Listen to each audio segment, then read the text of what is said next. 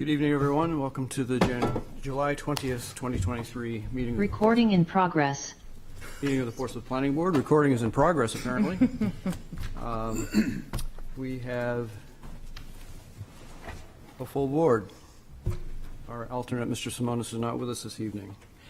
First item on the agenda is approval of our minutes for two meetings of June 15th and June 22nd. Folks reviewed those? Any comments? Yes. Additions? There was a couple of, I can't remember exactly, in the first set where there were answers to questions, but the questions were missing. And I'm trying to pull up where my little notes were. Hang on.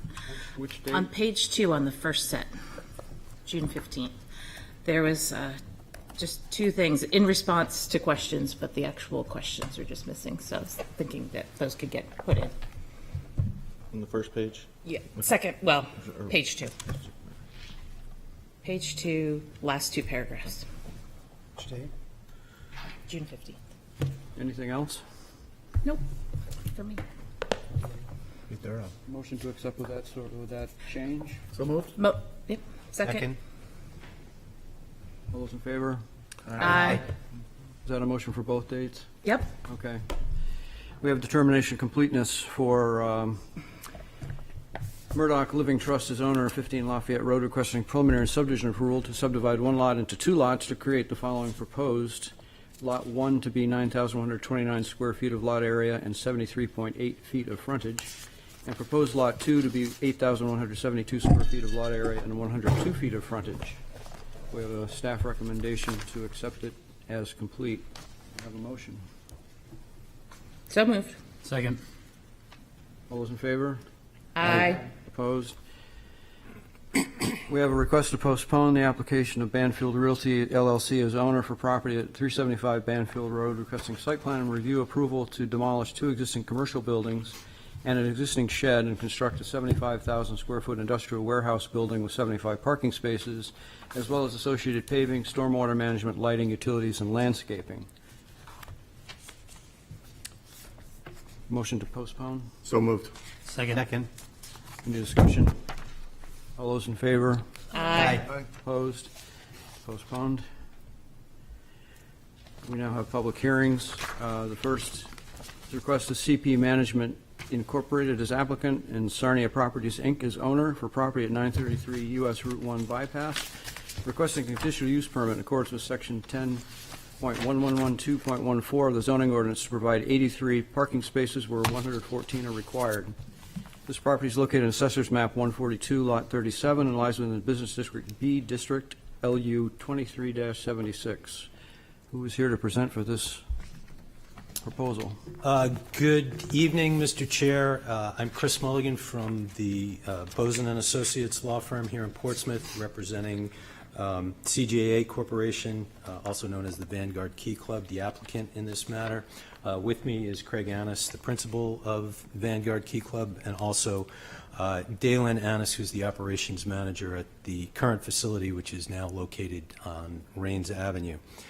We're here before you seeking a conditional use permit for parking relief on an existing developed lot on the Route 1 bypass, the former Portsmouth Paper Building. What we're requesting is permission to have 83 parking spaces where 114 would otherwise be required under the ordinance for this collection of uses that are in this building. There are several tenants, and we gave you a breakdown of the tenants and their parking demand. One item that I'd like to take care of at the outset, both the site plan and the parking calculation that we prepared for you indicate that there are 82 spaces on the site. For some reason, the cover letter with the application recited 83. I think it might have been a typo.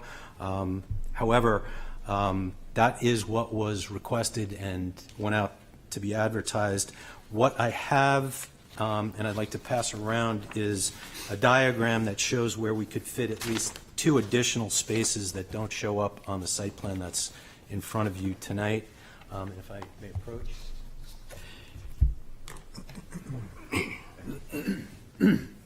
I just have one technical question. Your cover letter said you're representing CJA Corporation and Vanguard Key Clubs, which I think you said at the beginning of your presentation, but the notice, I believe, was CP Management and Sarnia.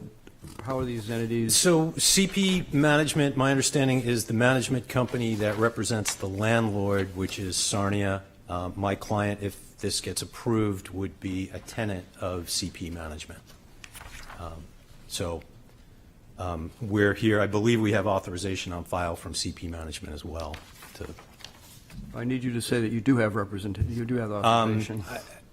If it's not already in Viewpoint, I'll have it there tomorrow. But yes, we are authorized. Thank you, Mr. Chair. Thank you.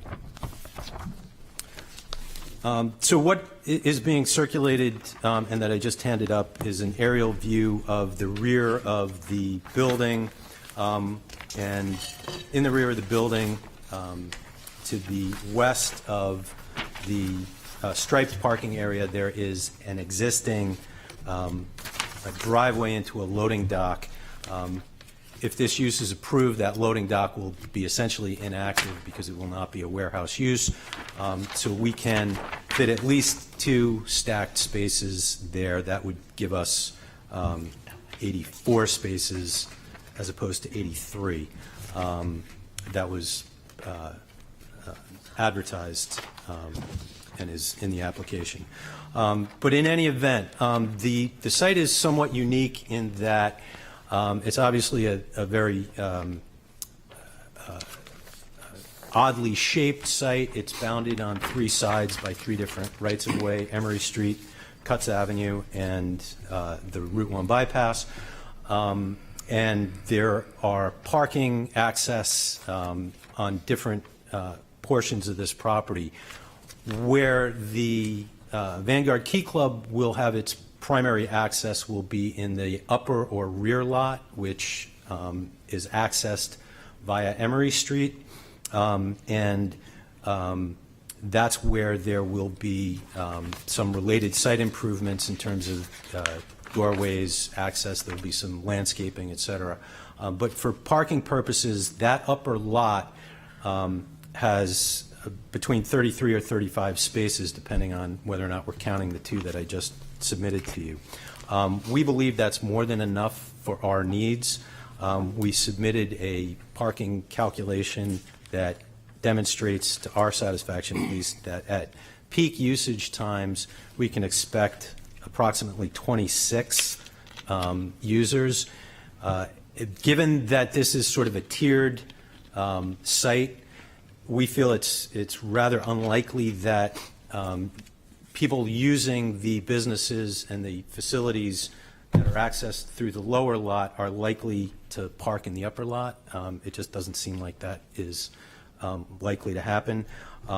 So our calcs show that we expect 26 at our peak times, and we believe we have more than enough to accommodate that.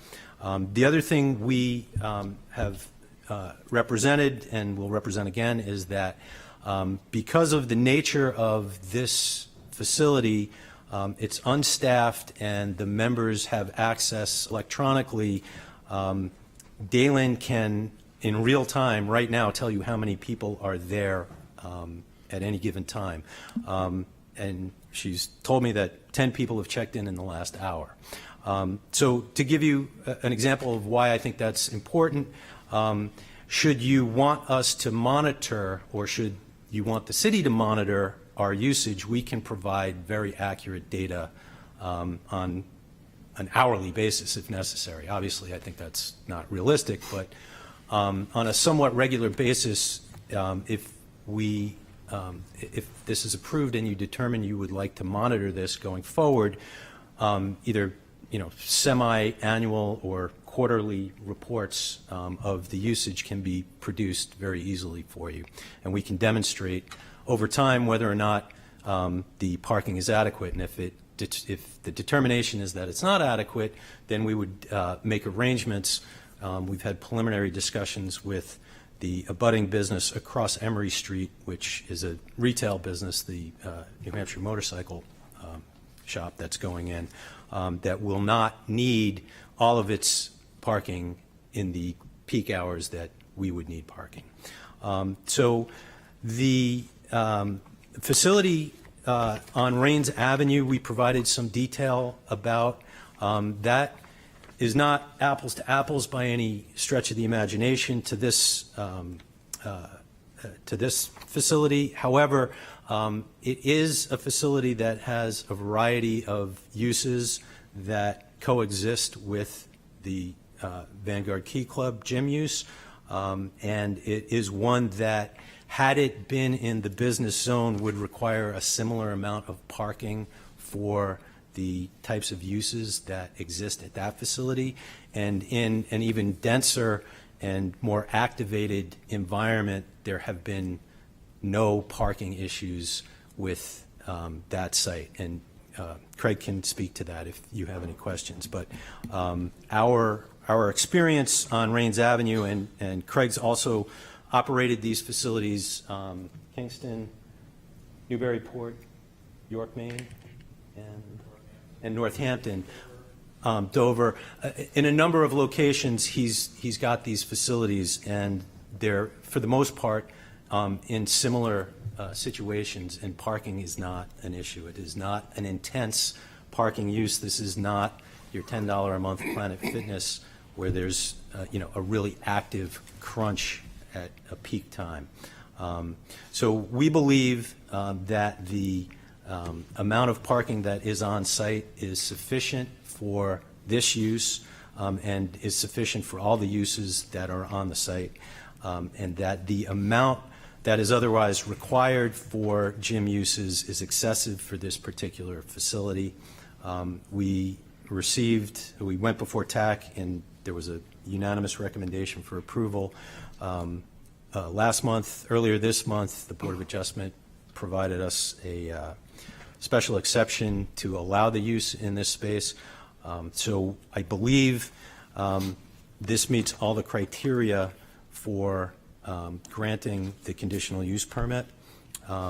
The parking demand analysis, I think, demonstrates that we can coexist with the other uses, and we will not be competing with them or taking parking away from them. And should it be necessary, we can demonstrate going forward what the demand is at any given time, so we can recalibrate and readjust if it turns out that there is a problem. So other than that, if you have any questions, I believe that's all we have. Just a quick clarification. I think you correctly said it's Emery Street, but I think the plan labels it as Central. Yeah, that's Is that's the parking lot you're talking about? That's correct. Okay. Mr. Chair, and I'm not sure when Central Ave became Emery Street, or if that's just a carryover from an old plan. This plan was obviously not produced for this project, but it is Emery Street. It is not Central Ave. Questions of the board? Greg, and then Beth. Sure. Hi, Chris, thanks. You mentioned New Hampshire Motorcycle Future Facility. Is that the two-story office space across the street that Buzzies used to have? No, that is where Rexall used to be. It's on the corner of Maplewood and Emery. Got it. Thank you. Yeah. And they've just gotten through a bunch of approvals through the boards. Got it. No, I agree with you that a Key Club is not a typical Planet Fitness. So Thank you. Different utilization. Agreed. You had stated that the access point for this specific unit is only from that parking lot, because it definitely looks like the two sides of the parking lot aren't accessible from one to the other. Are any of the other units accessible from this specific parking lot as well? I don't believe they are, no. There's stairwells that run from the lower parking unit up to the upper parking. So you can access the two. I mean, they're not separate and distinct, but there are no other facilities that access the building from the upper lot. Thank you. You're welcome. Yes, Greg? Anybody else? All right. Before I take Not a seeing second. anybody else. The statistics with your electronic check-in are incredible. So if we were to ask for a one-year report back, just, Yeah, no problem. that's not a problem. Thank you. I know you contemplated, you asked, in your letter, you said the overflow, and you described the overflow possibly going across Emory, but you don't anticipate a need for that, do you? No. Okay. I mean, based on our experience at Rains Avenue, we would be very surprised, but. Any other questions? Yes, Jane? Yeah, you mentioned all those other sites in all those other towns. Do you know what the average parking space allotment is for those sites? Is that a comparable size facility? I don't know the answer to that. I mean, that would require quite a bit of sort of cross-referencing. Well, just trying to get an idea of like what you expect as, your full membership to Well- make the business work. Well, so we expect the full membership to be essentially ported over from Rains Avenue. So the historical information that we've given you is from Rains Avenue. So that's what we anticipate the demand is going to be here. We're not going to have both of them open at the same time. I'm actually pretty familiar with the facility from the past, but the lot that you've had on Rains Avenue is a lot smaller to begin with, isn't it? Yeah. So, and how much smaller, what would you say? 41 spaces. And that is also a 12,000 square foot Right. gym facility. So the new one's going to be the same size? Yep. Okay. Any other questions before we have a public hearing? Thank you very much. Thank you. I'm going to open the public hearing. Anybody here wish to speak to, for, or against this application? Hands down. Last call. Anybody wish to speak to, for, or against this application? Close the public hearing. Board discussion? Mr. Chairman, I'll make a motion that we vote to find that the conditional use permit application meets the criteria set forth in section 10.1112.14 and adopt the findings of fact as presented. Second. Any discussion? You wanted to explain? Yeah, it's great that they have a facility already in Portsmouth and have the experience of operating that facility, same size facility, and the fact that it has less dense parking than what they're proposing here. So I think it's going to work out. And it's, Greg had his hand up first. I'd just like to ask for a friendly amendment that we request a one-year report back with those compiled statistics similar to what they had already provided for the application. Should be part of the second motion. Oh, you're right. Fact, finding of fact. Thank you. It's a form You're letter. reserving that for the finding, after the finding. It's a of form fact. letter. Next one. Thank you. Peter, did you have something about the finding? no, I was just going to reiterate what I had said. I mean, there was definitely a lot of activity in that lot, and it was probably maybe a little small, but not necessarily because of their club. But I think having the amount of space that they're going to have, I think it works quite well. Okay, all those in favor of Corey's motion and second? I am. Aye. Opposed? Findings are adopted. You can keep going, Corey, if you like. Sure. I'll make a motion we vote to find that the number of off-street parking spaces provided will be adequate and appropriate for the proposed use of the property and to grant the conditional use permit as presented with the one following stipulation, that the applicant submit a report to the planning department after 1 year documenting the use of the site, of the usage of parking at the location. Second. Any discussion? Yes, Jane? And do we also want to place the condition about converting that dock space to parking spaces, or do we want to wait and see if there's additional need for parking before doing that? I mean, that could come subsequent to that report also. Maybe- It's a good point. Could we consider that was presented to us and the motion was as presented? So to accept as presented, and these 84 spots were actually presented to us. I think the motion was read from the memo with the addition. But the application was as presented. You're correct, Joe. It was represented to us that if needed, it wasn't clear to me how the count came down.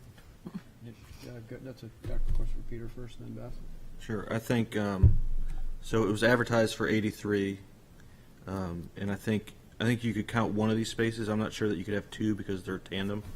I think if they were in a situation where it was like parallel with it, where they could pull out and not have to back out. So I think at least counting one of these spaces, if they have two, that's okay, but for the approval, I think sticking with the 83 with the addition of one of these spaces would be fine. So 83 counting one of these?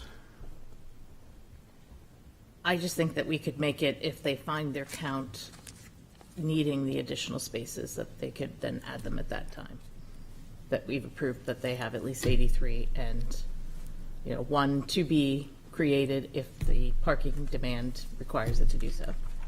So what if we, for discussion, if we approve the parking as shown on Plan C3 with the understanding that one of these spaces is also approved if necessary? Is that what you're saying? Yes. I'm not sure how to word that. You just did.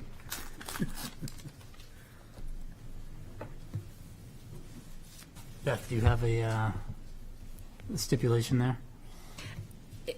I think that if, their parking needs it, then, we should give them the option to be able to use that, because they did present that they could have two more, so if they could at least have one more legal spot. If the situation arises that they're finding the need for it, I think our approval should leave enough open to be able to do it. That's all. So in your motion, it could be the parking spaces as depicted on C3 with the understanding that The loading dock could the be loading also dock used for spaces could be additional used parking. if necessary. Yep. That works. Got it? Yep. So you're okay with that? You seconded, Beth? Yep. You're okay with it? Any other discussion or questions? We have the report after a year. All those in favor? Aye. Opposed? You're approved. Thank you very much.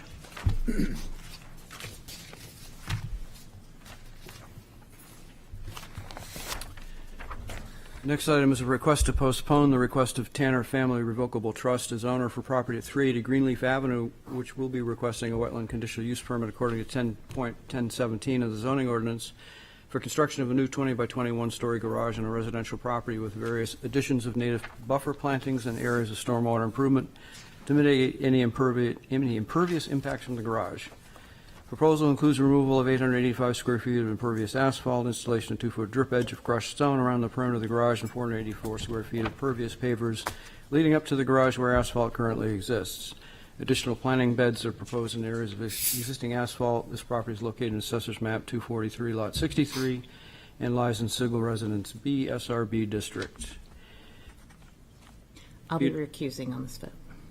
Peter picked up on the fact that as a detached garage between the house and the street, it actually needs a variance. So that's why. Any discussion? It's a Somebody want request. to make a motion to, It's a request to propose. request to postpone? So moved. Second? All those in favor? Aye. Opposed? And Beth recused. You recused? We have new business, request of Murdoch Living Trust as owner at 15 Lafayette Road, requesting preliminary and subdivision approval to subdivide one lot into two lots to create the following: a proposed Lot 1 to be 9,129 square feet of lot area and 73.8 feet of frontage, and proposed Lot 2 to be 8,172 square feet of lot area and 102 feet of frontage. This property is located in Assessor's Map 152, Lot 2, and lies in the General Residence A District and Historic Districts, LU 23-26. Who is here to present this application? Good evening to the board, Mr. Chair. My name is Ryan Fowler with James Vera and Associates. I'm here representing the Murdoch Living Trust, trustee Jeffrey Murdoch, who is here with me tonight.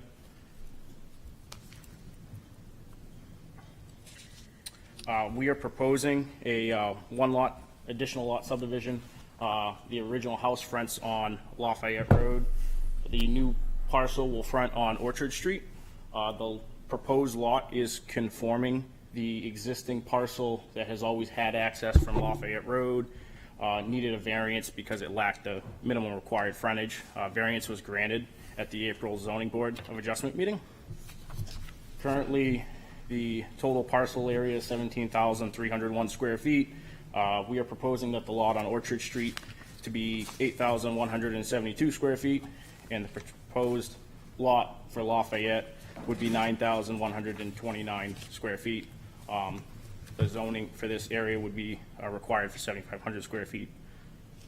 We requested variances from Section 6, subsection 6 for drainage improvements, 7 municipal water and sewer, 8 municipal sewer service, 9 installation utilities, and 14 erosion control and sediment control. Our client is planning to sell the lot from the trust, and he has no desires to develop the lot himself and wanted to not have to design what the next person might do, not knowing what exactly is going to get built on the lot.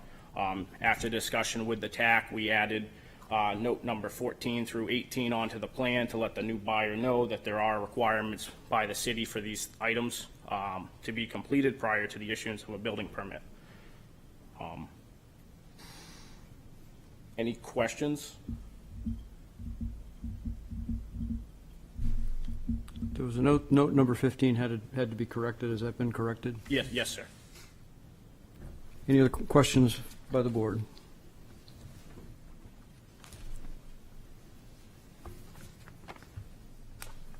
No questions to the applicant? Not a question, just a comment of what a great opportunity to carve a lot out of a piece of property that it's a very unique situation.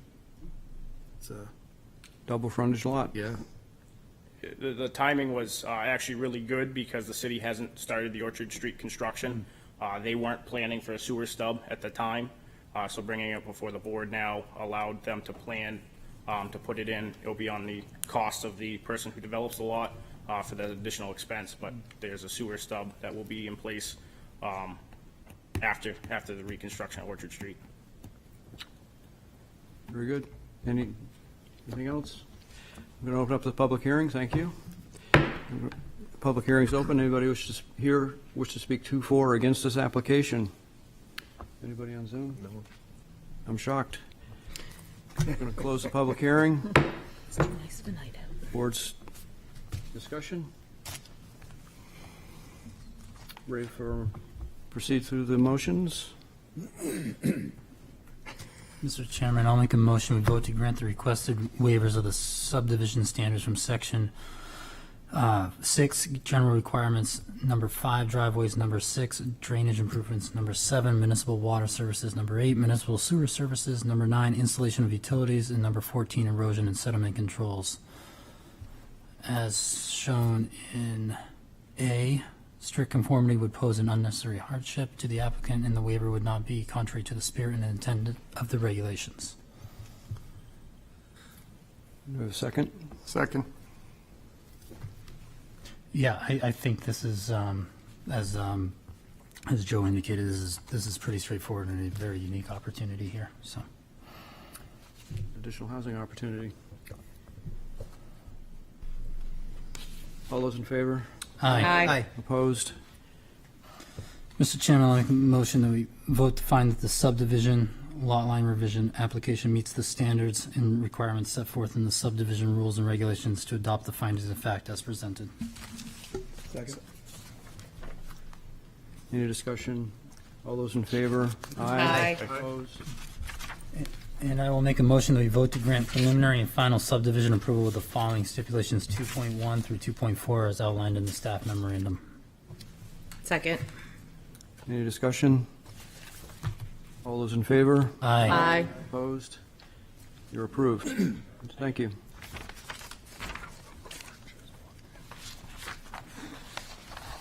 We have another public hearing, a new business request of ADL 325 Little Harbor Road Trust as owner for property located at 325 Little Harbor Road, requesting a wetland conditional use permit according to section 10.017 of the zoning ordinance. Should be 10.10.17. for replacement of existing bridge and with a timber pile bridge and removal of the existing causeway. The project proposes permanent impacts within the wetland buffer of 36,358 square feet and 3,443 square feet of permanent impacts within the tidal wetland. This property is located on Assessor's Map 205, Lot 2, and lies in the Rural District R. It's parcel LU-23-81. Who is here to present this application? Mr. Chairperson, members of the Planning Board, my name is Jay Obie. I'm with TF Moran here in Portsmouth, New Hampshire. I'm the lead, lead environmental scientist on this project. I'm also a certified New Hampshire wetland scientist as well. This evening, we have prepared for you a presentation. It's a brief PowerPoint presentation. It'd be relatively painless, I assure you. What it does have is a number of photos and images to help better depict the project, its impacts. One of the elements here that is lacking in the project description is there's another very large component associated with this project, and it's tidal restoration. And so through this presentation, I can help demonstrate how this project meets the criteria for the issuance of the conditional use permit. Do I have the ability to? You can try. I'm not sure that you do. Otherwise, you can just tell me, and I'll.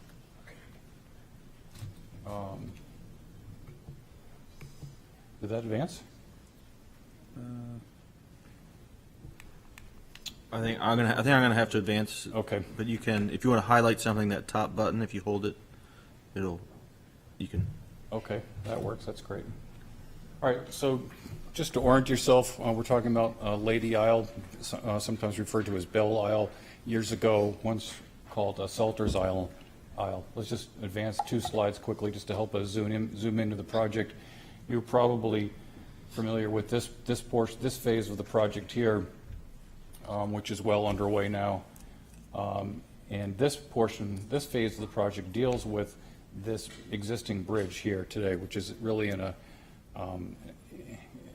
state of where it's really lost a structural integrity. So we want to go to the next slide, please. Great drone imagery here to show the area we're focusing on here. And go to the next slide, please. What should jump out at you here is see this water here. It's actually channelizing. There's some scouring there. That scouring has occurred as a result of this tidal restriction. In terms of looking at the resource and having an understanding of its functions and values, one of the functions and values we look at is ecological integrity, which measures, the overall influence, human influences on the site. And so this site in particularly scores low in the ecological integrity function because of this tidal restriction, because of that narrowing of the waterway here, which is restricting tidal flows and acting as an impediment to the passage of aquatic organisms. I just wanted to show you a couple quick photos so you can get a sense of the bridge today. So the red arrow represents the next photo of that area, and you can see how this is really, it's literally crumbling apart. Next slide, please. We look on this side, and we can see here as well, there's a rebar exposed, etc. Next slide. Look over in this area. Same thing, crumbling apart. Next slide. Look at this area. Also, same state. It's clearly it's falling apart. Next slide, please. Even this area, I think this image really demonstrates nicely how this support structure itself is corroding away. Next slide. Even this image from 1996, pulled from the files from the Division of Historical Resources, it really demonstrates, just for decades now, there's this continual mosaic, this patchwork of repairs, hodgepodge, piecemeal work to help this structure maintain its structural integrity. Next slide. So the property owner was looking like, what are our options? We need to replace this. We need to replace this bridge. And the first approach we took a look at was, can we use these existing causeways and beef them up and bring in some additional material so that we can get this bridge elevated above anticipated sea level elevations. Next slide. Which looked something like this here. And the result was significant additions of fill into the public waters, into this tidal system. I can't read that. I guess this is really a sign that I need to get some glasses. But yeah, so significant levels of fill there. And so we took a look at another approach. And it's certainly a much more environmentally friendly approach. It's not this here. That's just really a rendering of what it would look like to add that fill. But the next slide we took a look at was let's see what we can do to create a wooden bridge on wooden piles that spans the entire resource, that opens up that tidal resource and allows for less restrictions in tidal flows and more opportunity for aquatic organism passage. And that's the route we've elected to take. And in doing so, our next step certainly is to look at avoidance and minimization so we can meet the criteria of the ordinance, minimize our impacts to wetland resources. Next slide. And we do that by really assessing and getting a good, strong look at what resources exist there today. Next slide. And what you can see here, there is some salt marsh, fringe salt marsh in the area here. And next slide. Maybe you can get a close-up of that salt marsh area. That's a valuable resource, and that's a resource that certainly the New Hampshire Department of Environmental Services is looking to preserve. So the next slide. When we look on the other side, in this area, there is actually there's a freshwater wetland that's immediately adjacent to the resource over in this area.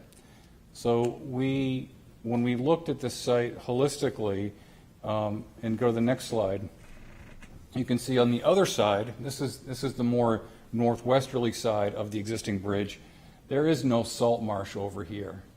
There's actually a little semblance of some old remnants of salt marsh there. You can see right in the top part of that circle.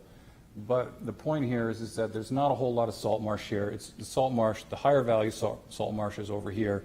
From an avoidance and minimization perspective in maintaining functions and values of resources, it made sense to construct the new bridge on wooden piles on this side over here.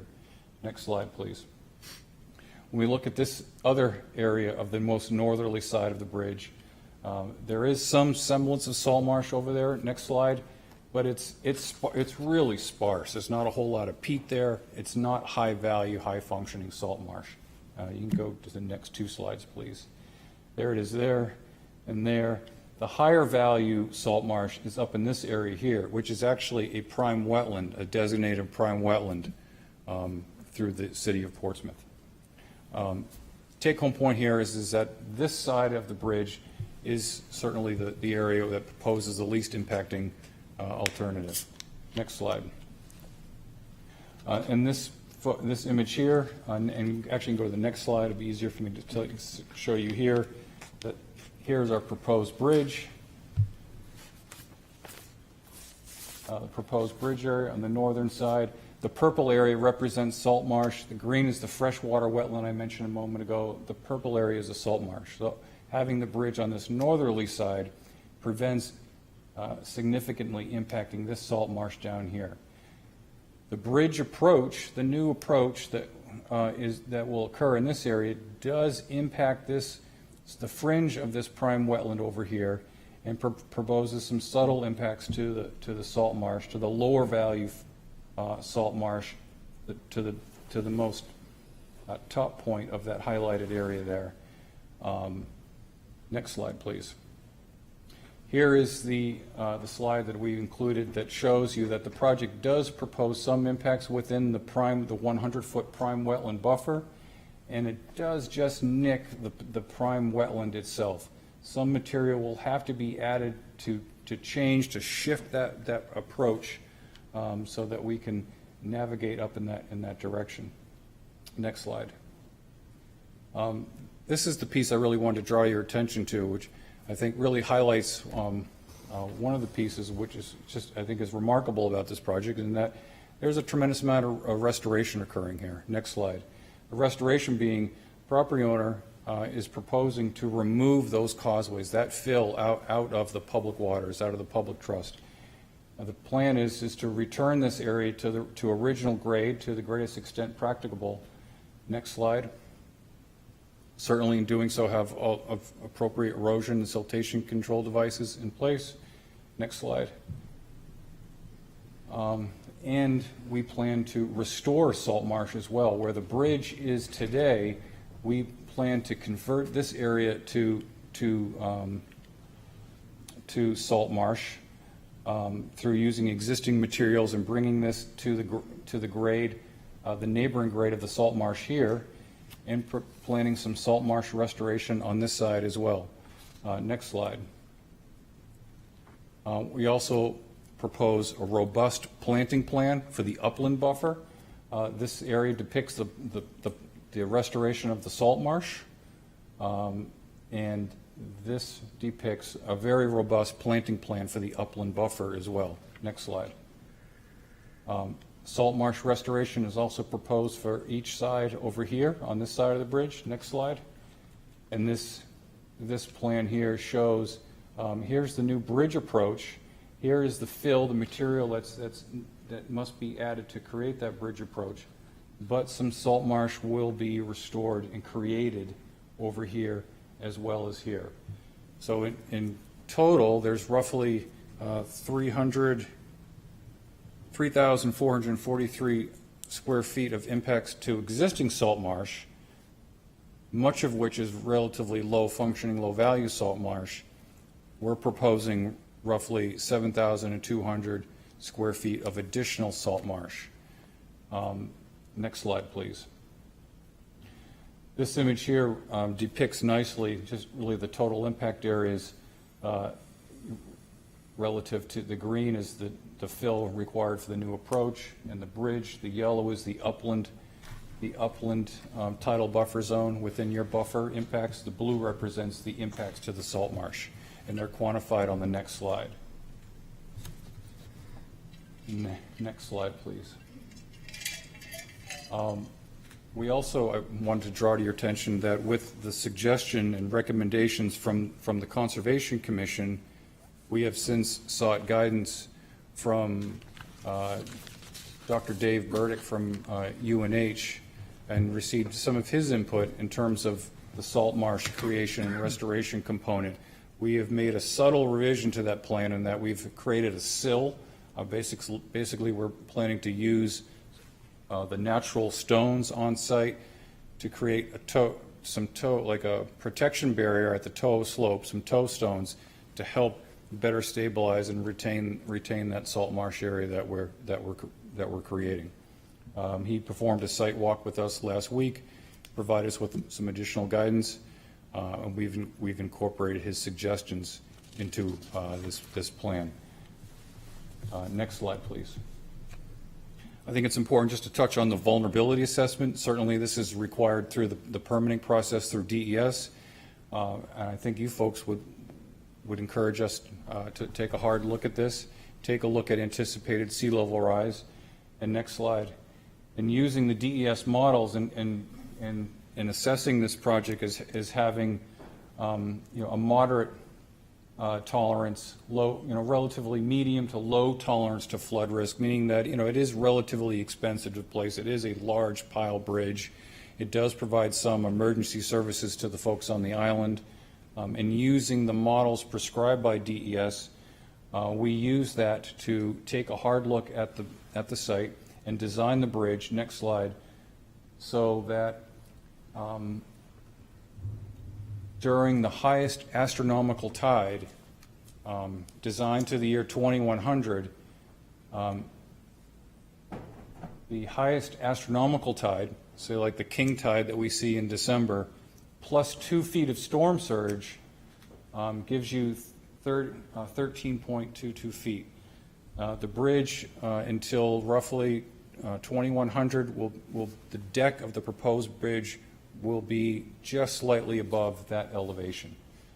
And so that was also the need to bring this additional fill and material to change that, to get that approach, to get the elevation of the approach up a bit, to satisfy this requirement here through the vulnerability assessment.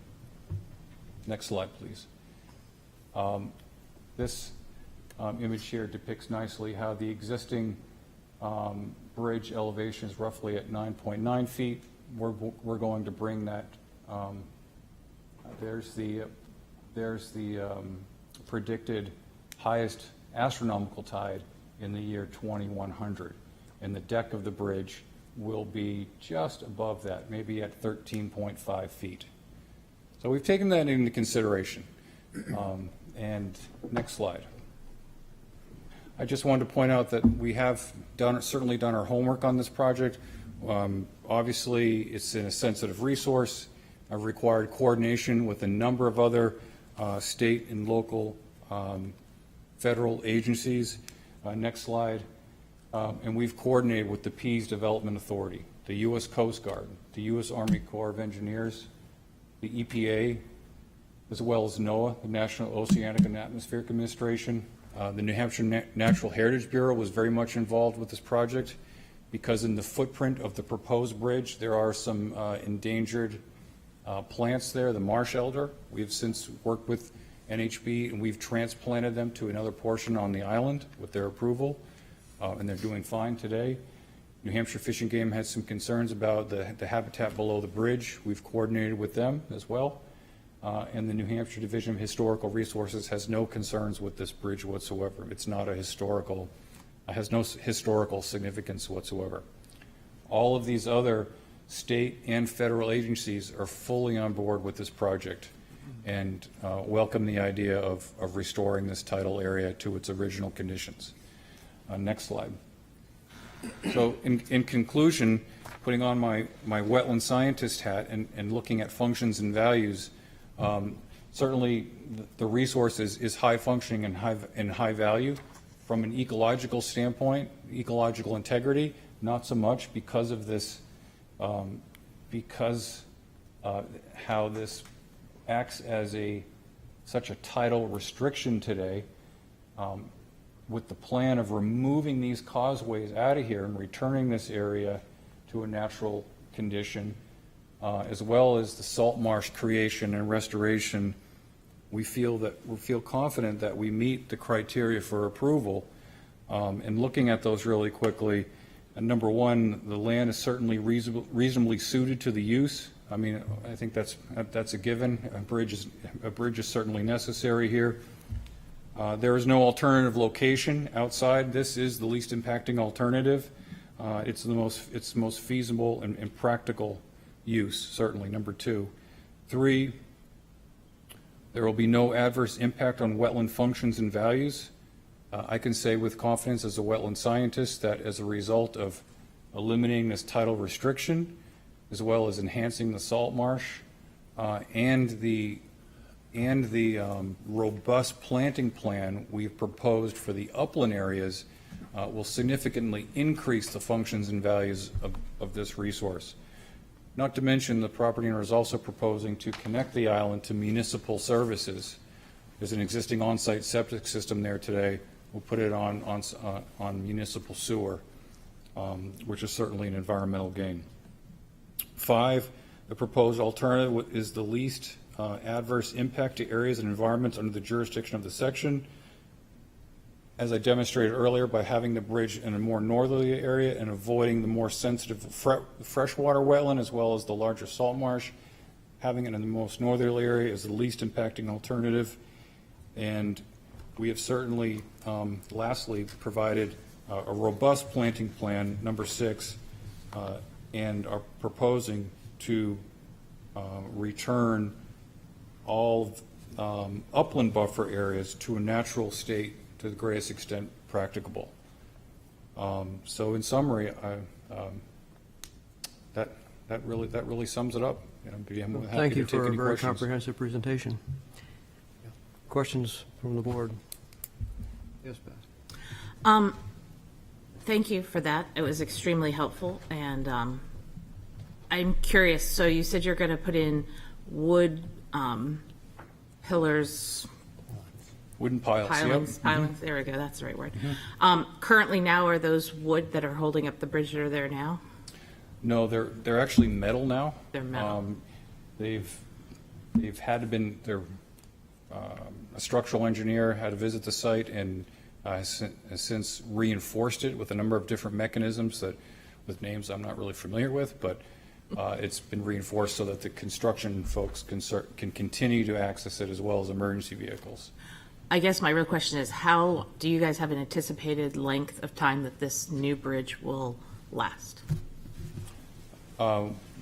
We've designed it so it will last beyond the year 2100. Okay, thank you. Yeah. One other point to mention too, I think, in looking at this bridge, and some folks from the public had concerns at the Conservation Commission, because there are a lot of recreational folks who use this area. I have myself in my sea kayak, I've traveled through here quite a few times actually. The width or the span does not decrease at all. So that remains the same. There is today a small window of opportunity to get a boat through there when there's just enough water to draft a boat and it's not high enough so that you're bumping your head on the bottom of the bridge. You can get you can get small boats through there.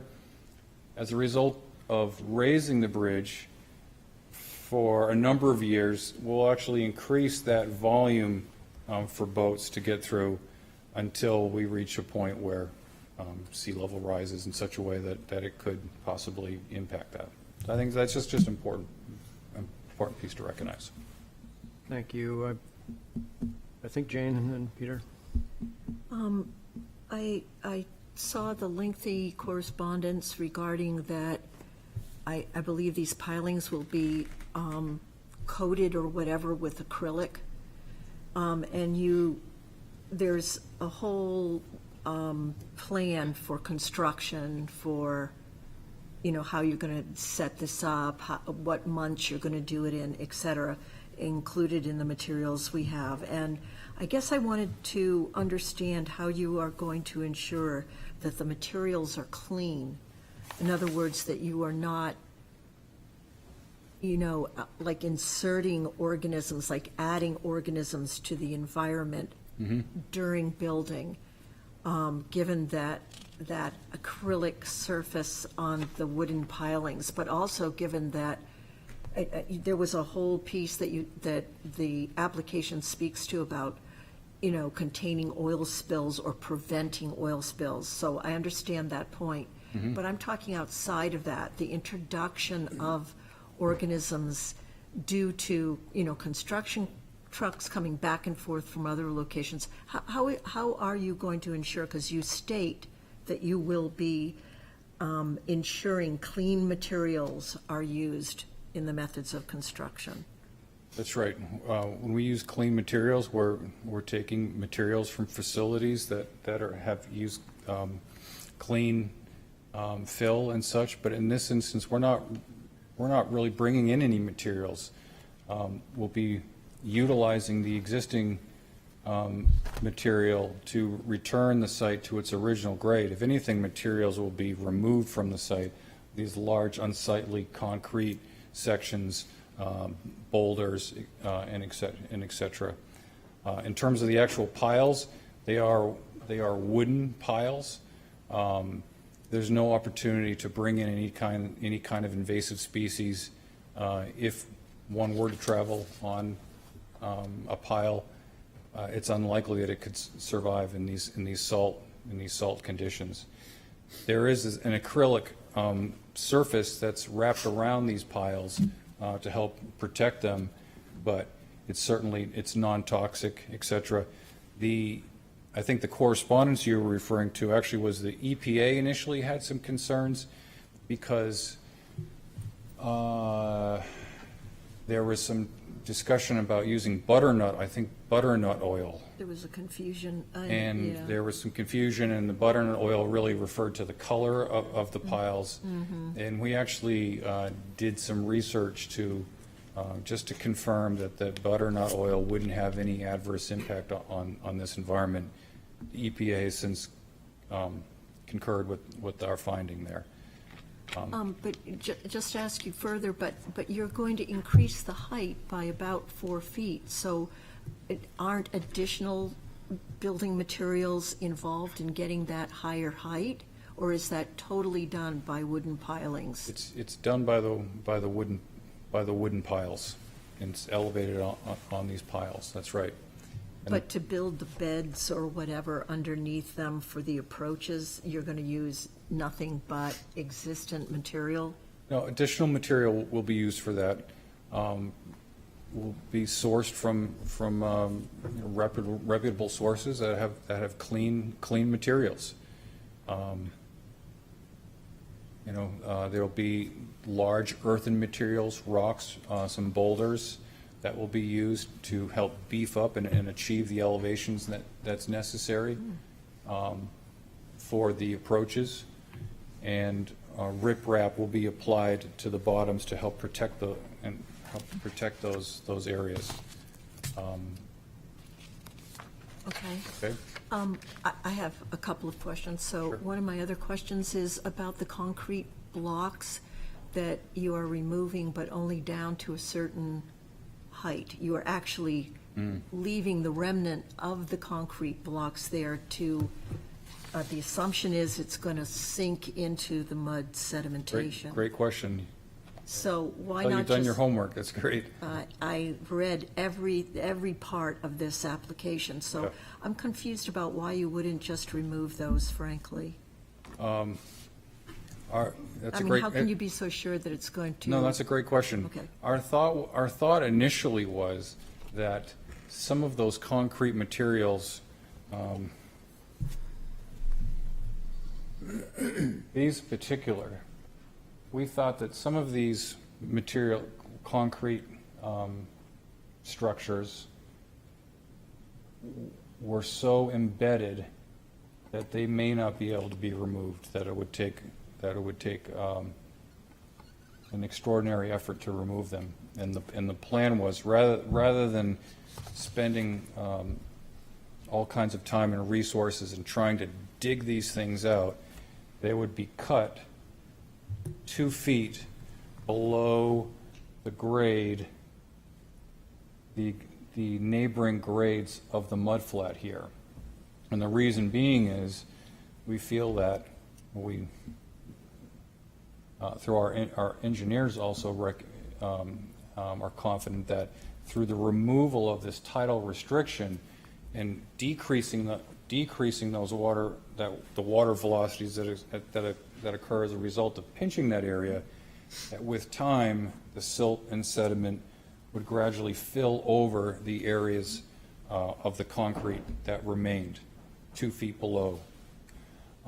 We have taken a closer look at this lately, and we're confident now that the bulk of these materials, all of them, can be removed. They're just so cracked and displaced that it doesn't look like it was going to take. I say this now, but at the moment, looking at it closely, boots on the ground, and really taking a hard look at it, doesn't look like it's going to be the effort that we thought it was initially. Kind of makes sense, yeah. Good luck with that. Yeah. The other thing is that you say in the application that there's not going to be any visual impact, but actually, by increasing the height of the bridge by 4 feet, I think there really will be a visual impact from all around that area, including the kayakers. The application says that most people kayak to the north around that island. I think if you're, reducing the tidal restriction there, and you're increasing the flow, and you're increasing or at least keeping the same the width of that channel area, that you'll be attracting more recreational kayakers there as well, right? So I think there are some impacts in all of that that have been minimized in the actual application. The piece relative to kayakers using the more northerly portion, if I recall, that the language we used there was to demonstrate how during construction it wouldn't impede recreational boat traffic, particularly to these folks who live down in this area here. They could still access this area from the more northerly part of the island. The northerly part of the, so Belt. you're not even talking about the island of the residents. This is the mainland here. We wanted to make sure that if anybody, make sure that any owners of property in this area here, up in this area is where the middle school is, and they have I believe a pier out there. These folks anybody who recreational boaters in this area can still, even during construction, can access this area through the most northerly part of the island.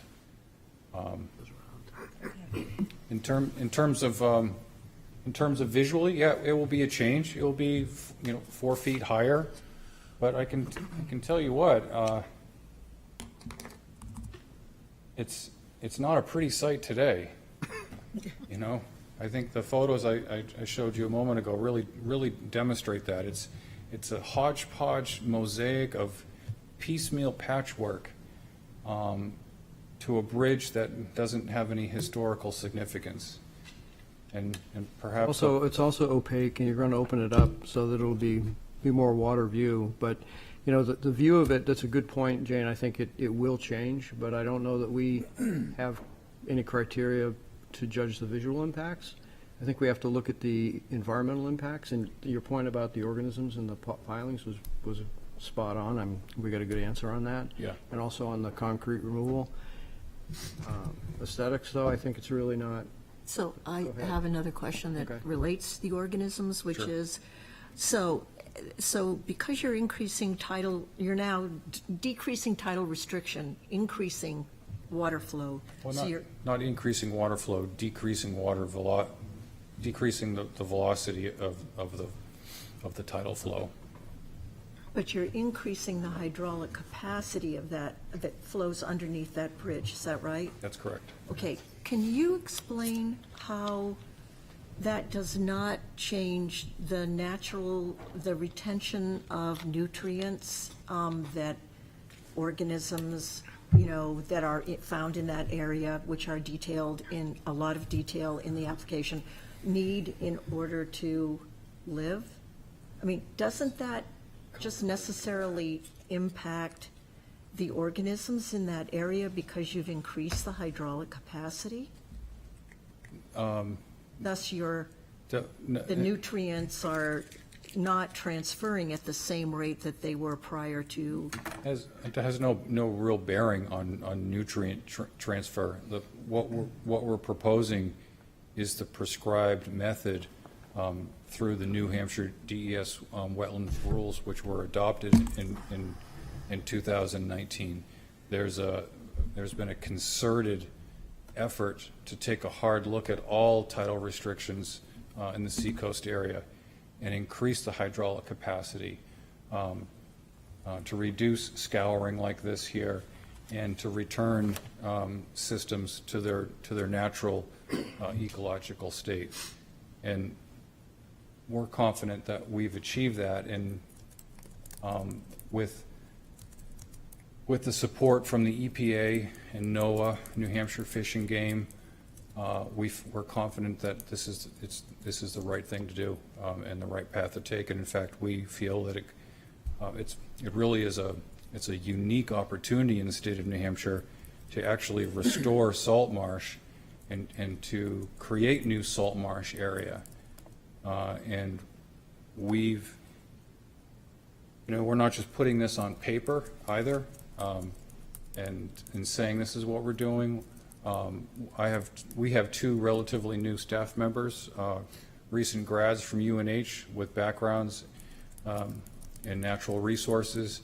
And collectively, we're committed to making this work. We're going to monitor it, and we want to be able to showcase it to other folks to help demonstrate how it can be done. And we've Is it fair to say that this is a restoration of the natural condition Very much so. and enhancement beyond what is there today? Yes, absolutely. So, does that help? Yeah, I don't really understand it. I understand that NOAA is saying this is the way to go, that the 2019, I understand those statements, but it doesn't make, I would hope that you could just explain it at least in general layman's terms about how, increasing the hydraulic capacity, how does it provide the same nutrients or more nutrients to support enough living organisms in that area? How does it not decrease those things? Our charge is to look at wetland function, and we have a wetland scientist presenting to us. I think he's described what we're changing is from a scouring, almost stream-like condition to more of a ocean shore-like condition with tides coming in and out in a sheet flow. There'll be a sheet flow going through there and not the scouring action in a restricted area. I think Again, it's- the term eliminating the choke point is Eliminating the appropriate. choke- The yeah. choke point is horrendous. It wasn't there originally, Sure. and I applaud the applicant for spending the inordinary amount of money rather than just fix that hunk of junk and put something new there. Thank you. Just not to belabor this too much, but just in terms of nutrients, from an environmental standpoint, we want to be adding more nutrients to water. Nutrients is really the scientific name is eutrophication. We don't want to be adding nutrients to water bodies. We want to have vegetation that can utilize those nutrients and absorb them and attenuate and hold those nutrients. What we're doing here is we're actually increasing the likelihood of scouring occurring along the shoreline by increasing the hydraulic capacity and slowing down the water, increasing the vegetation on the shorelines with the salt marsh addition, which has way more opportunity to treat and handle stormwater and attenuate those nutrients. Okay, thank you. You're welcome. Peter, did you have a question? No, I think it's been addressed. Okay. Jim? Yeah, I have a quick one, I hope. The bridge weight loading capacity, do you know what that's rated for how much weight can cross that? I don't have the numbers off the top of my head, but I know it's being designed to accommodate all emergency vehicles at the local level. Okay, so I think a standard municipal bridge the term is E2, I believe, and it's for 100,000 pounds, and that would handle, I think, all Portsmouth fire equipment. Is that kind of the intent? I was not involved with that piece, but that question was asked also at the Conservation Commission, and it was confirmed that it does meet that criteria. Okay, thanks. Yeah.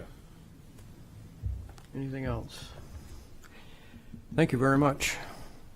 Great, thank you. This is a public hearing, correct? Yes. I'm going to open the public hearing. Anybody here wish to speak to, for, or against this application? Is there anybody on Zoom? Wait. No, wait. No, we do have someone, but they haven't raised their hand.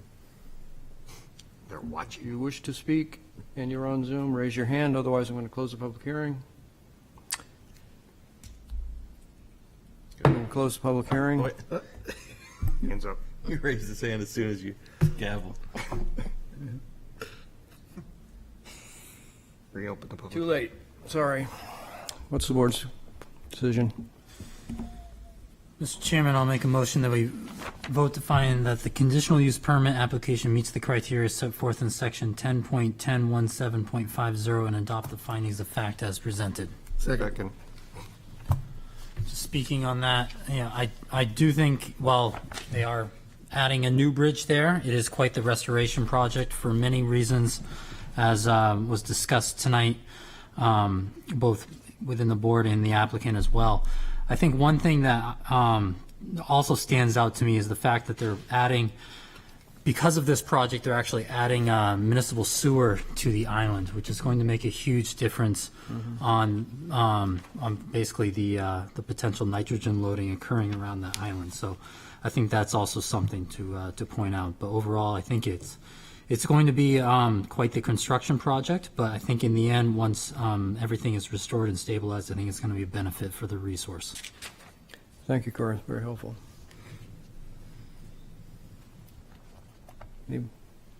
All those in favor? Aye. Opposed? Mr. Chairman, I'll make a motion that we vote to grant the wetland conditional use permit with the following conditions 2.1 through 2.5 as outlined in the staff memorandum. Second. Any discussion? All those in favor? Aye. Opposed? Motion carries. Thank you. Thank you for your time, Thank you very everybody. much. Thank you. Well done.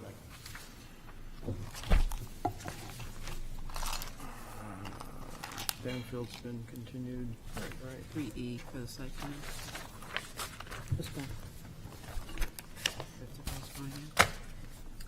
It's been postponed already, right? We voted on that, didn't we? Right, just- Didn't we? We did under determinations of completeness. We're all set. We're good, right? We don't need Right, to you Do it voted, again? yeah. Do we have to do it? We have a preliminary conceptual consultation request of Atlas Commons LLC as owner for property at 581 Lafayette Road, requesting an addition to the existing commercial building for residential dwelling units with the associated site improvements. This property is shown on Assessor's Map 229, Lot 229-008B, and lies within the Gateway Corridor G1 District, LUPD-23-5. Who is here to speak to this application tonight? Good evening, Tracy Kozak with Arcove Architects, here on behalf of the applicant Atlas Commons. Members of the ownership team are here with me, and I believe we also may have our civil engineer, John Shagnon, on Zoom. He is away. So I will be describing what we are proposing to do on this site.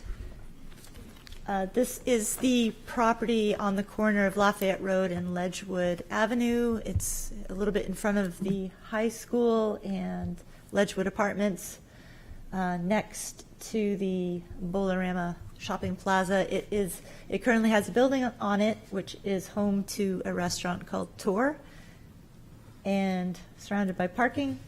We are, in short summary, proposing to build 2 apartment buildings behind it for a total of 61 apartments using the workforce housing incentive.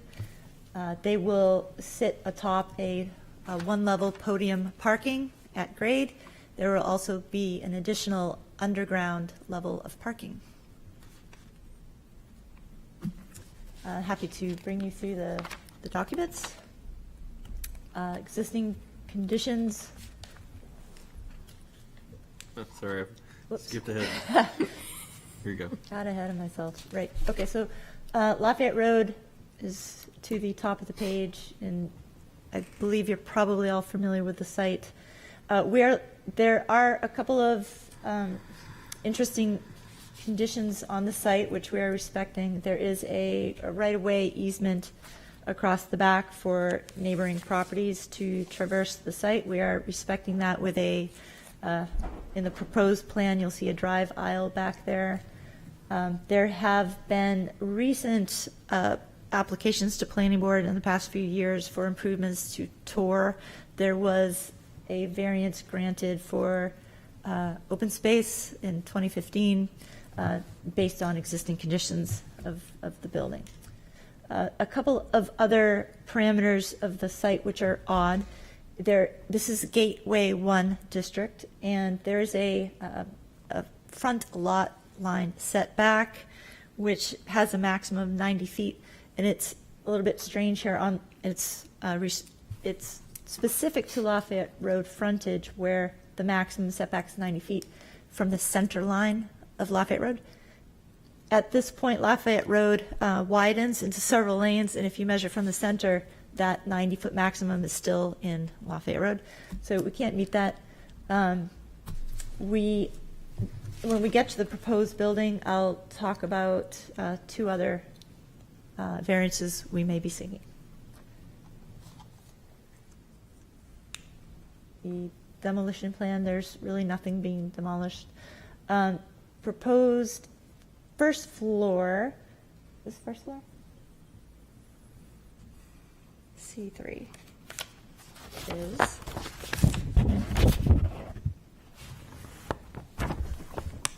yep. So the addition is L-shaped along the left and to the bottom of the page. The parking to the left will be open to the drive aisle on the left for pull-in from the outdoors, and there's also a drive-under through the middle that will be essentially open to the public. Anyone who's using the retail or restaurant areas can use that.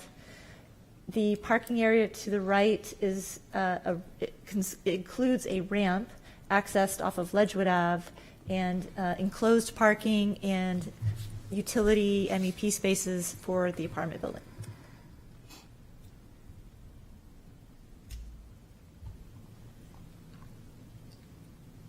The next page, this shows the basement underground parking and a unit analysis of all the apartments based on square footage, which shows that we meet the required parking on site. And the analysis includes a shared parking analysis based on the mixed use of the property. There is a restaurant and apartment and a little bit of retail and office space supporting the restaurant, and it all shakes out that we have provided a total, including underground, in the building, and on-site, 170 parking spaces, where 170 parking spaces are required. That is more than what's there now, by a little bit. This is a floor plan of the basement, which is all parking. We have, as podium construction, there are 2 sets of stairs and 1 elevator for each building above, and that relays down to this basement level. And the next page is the first floor at grade. In gray is the existing restaurant building and the new addition wrapping around. There are 5 one-bedroom apartments facing the back of the property towards the right. Everything else is parking and service access. The ramp access to the underground parking is to the right of the page off of Ledgewood. There's a slight revision to the existing curb cut, which is also in that area. It's just shifted a few feet to align with the proposed building. Second floor, so now we are above the parking level. This is the residential podium construction. There are 2 buildings. We're calling the building to the left Building A. It's separated by about 10 feet from the existing tour building, which is a 2-story space, even though it's 1 story. It's extra tall. Used to be a movie theater. The building, the addition to the right is what we call Building B. And a variety of apartment sizes from studio all the way up to, we have a couple of 5 bedrooms at the most. Most of them are 2 bedrooms. And the next page is the 3rd floor. 3rd and 4th floor is pretty much identical with the exception of some balconies. The third variance that we are seeking is building length. There is a maximum building length of 200 feet. Overall, the 2 buildings combined are far less than 400 feet. They're 300 something. But we've broken it a little bit off center so that we can align that slot of air and daylight with the existing structure below. We could very easily move that slot to the right, so both buildings are less than 200, but we feel that would make the buildings look larger because you wouldn't get that view of daylight around the corner of the existing building. So it's really just a response to the existing architecture to break up the massing and respond to that. And the 4th floor, as I mentioned, is essentially like the 3rd. It is a little bit smaller at the ends. We do step back both ends of the building where they face the street. At the 3rd floor, it steps back. At the 4th floor, it steps back again so that we can reduce that impact of mass at the streets where there might be pedestrians. The building B to the right, we have also broken up the massing and setbacks to make it look like 2 buildings. The roof height varies, the front wall steps back significantly, and from afar it reads as 2 separate buildings that are connected. The next few drawings are the elevations, which show we comply with the height requirements, including the height setbacks at the road at Ledgewood Ave. there is a lower setback requirement, a height requirement based on the setback, and we comply with that, so no relief needed for that. And the renderings. So that top rendering is the view from the southeast corner, the back, as you're coming around the back of the bowling alley. And the rendering on the bottom is the east view. So if you're coming out of Ledgewood Apartments, or Winchester Place Apartments, I think they're called now, that is what you'd see.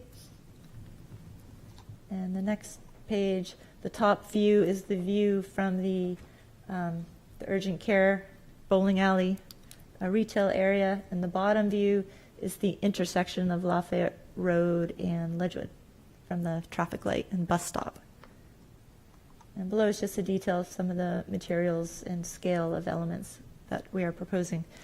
There is one other variance relief that we would be seeking, and that is for coverage, and the where the allowed is 50% and we are at 85%, again, based on the existing conditions and having to wrap around the building.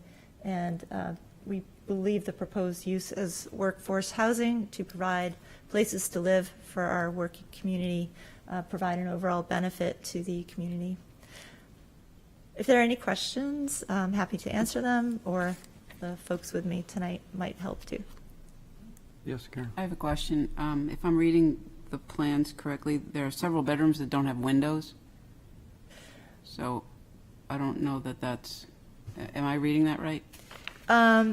There are, on the second floor, if you go to the second floor plan, where it butts up against the back of the existing building, because the existing building is 2 stories high, we have that challenging condition. So what we've done, and we don't have a detailed section here, but we put the corridor on the outside there, and on the top of that corridor is glass, so we get borrowed daylight from above, and there would be windows on those apartments to the corridor to get borrowed light from the skylights above, and also as it turns the corner, that whole wall of the corridor is glass.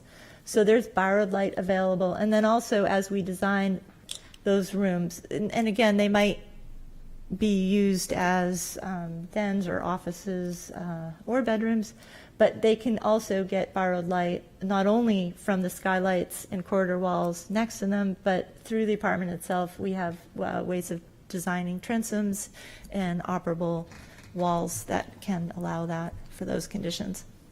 It's really a factor of the way the existing building is configured and the narrowness of the site. That second floor at that building B is at one point where we're squeezed up against that wall. So we're using some design tricks to pull in borrowed natural light.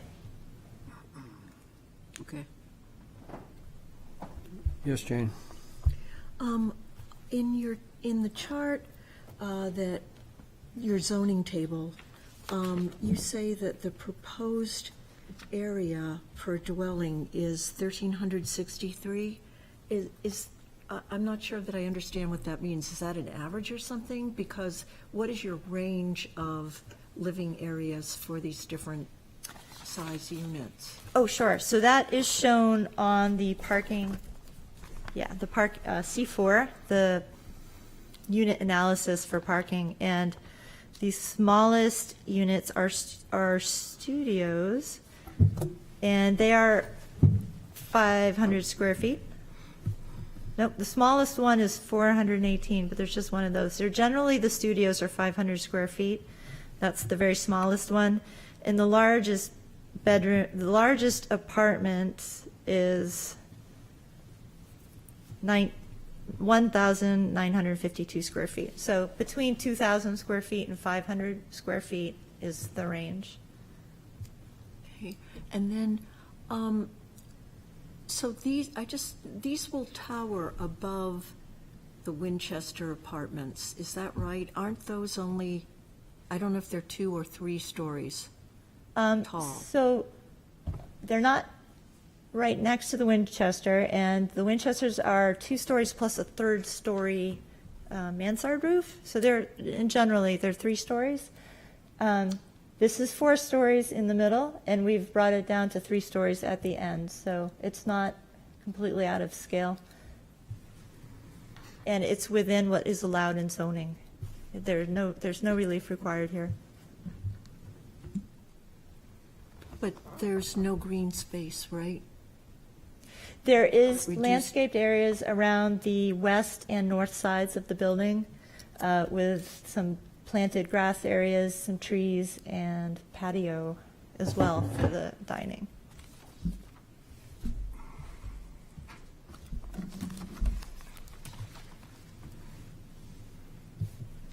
Mr. Chairman, members of the Planning Board, I'm Mark McNabb, and I just thought I'd add a few things to that.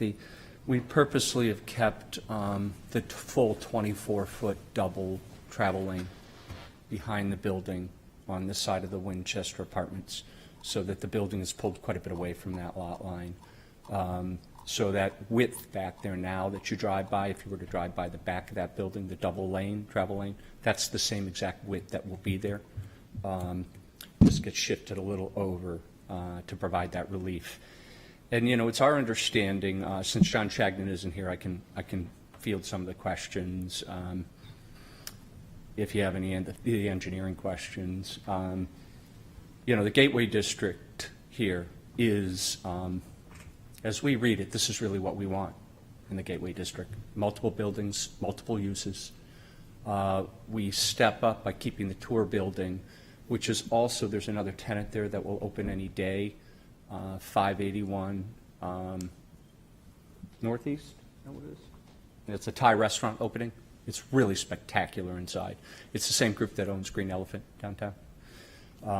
So that'll open anytime. When you look at the Tuscan building, which is originally what the variance was got, Tor didn't get it back in 2015. That was actually a different zone at that point.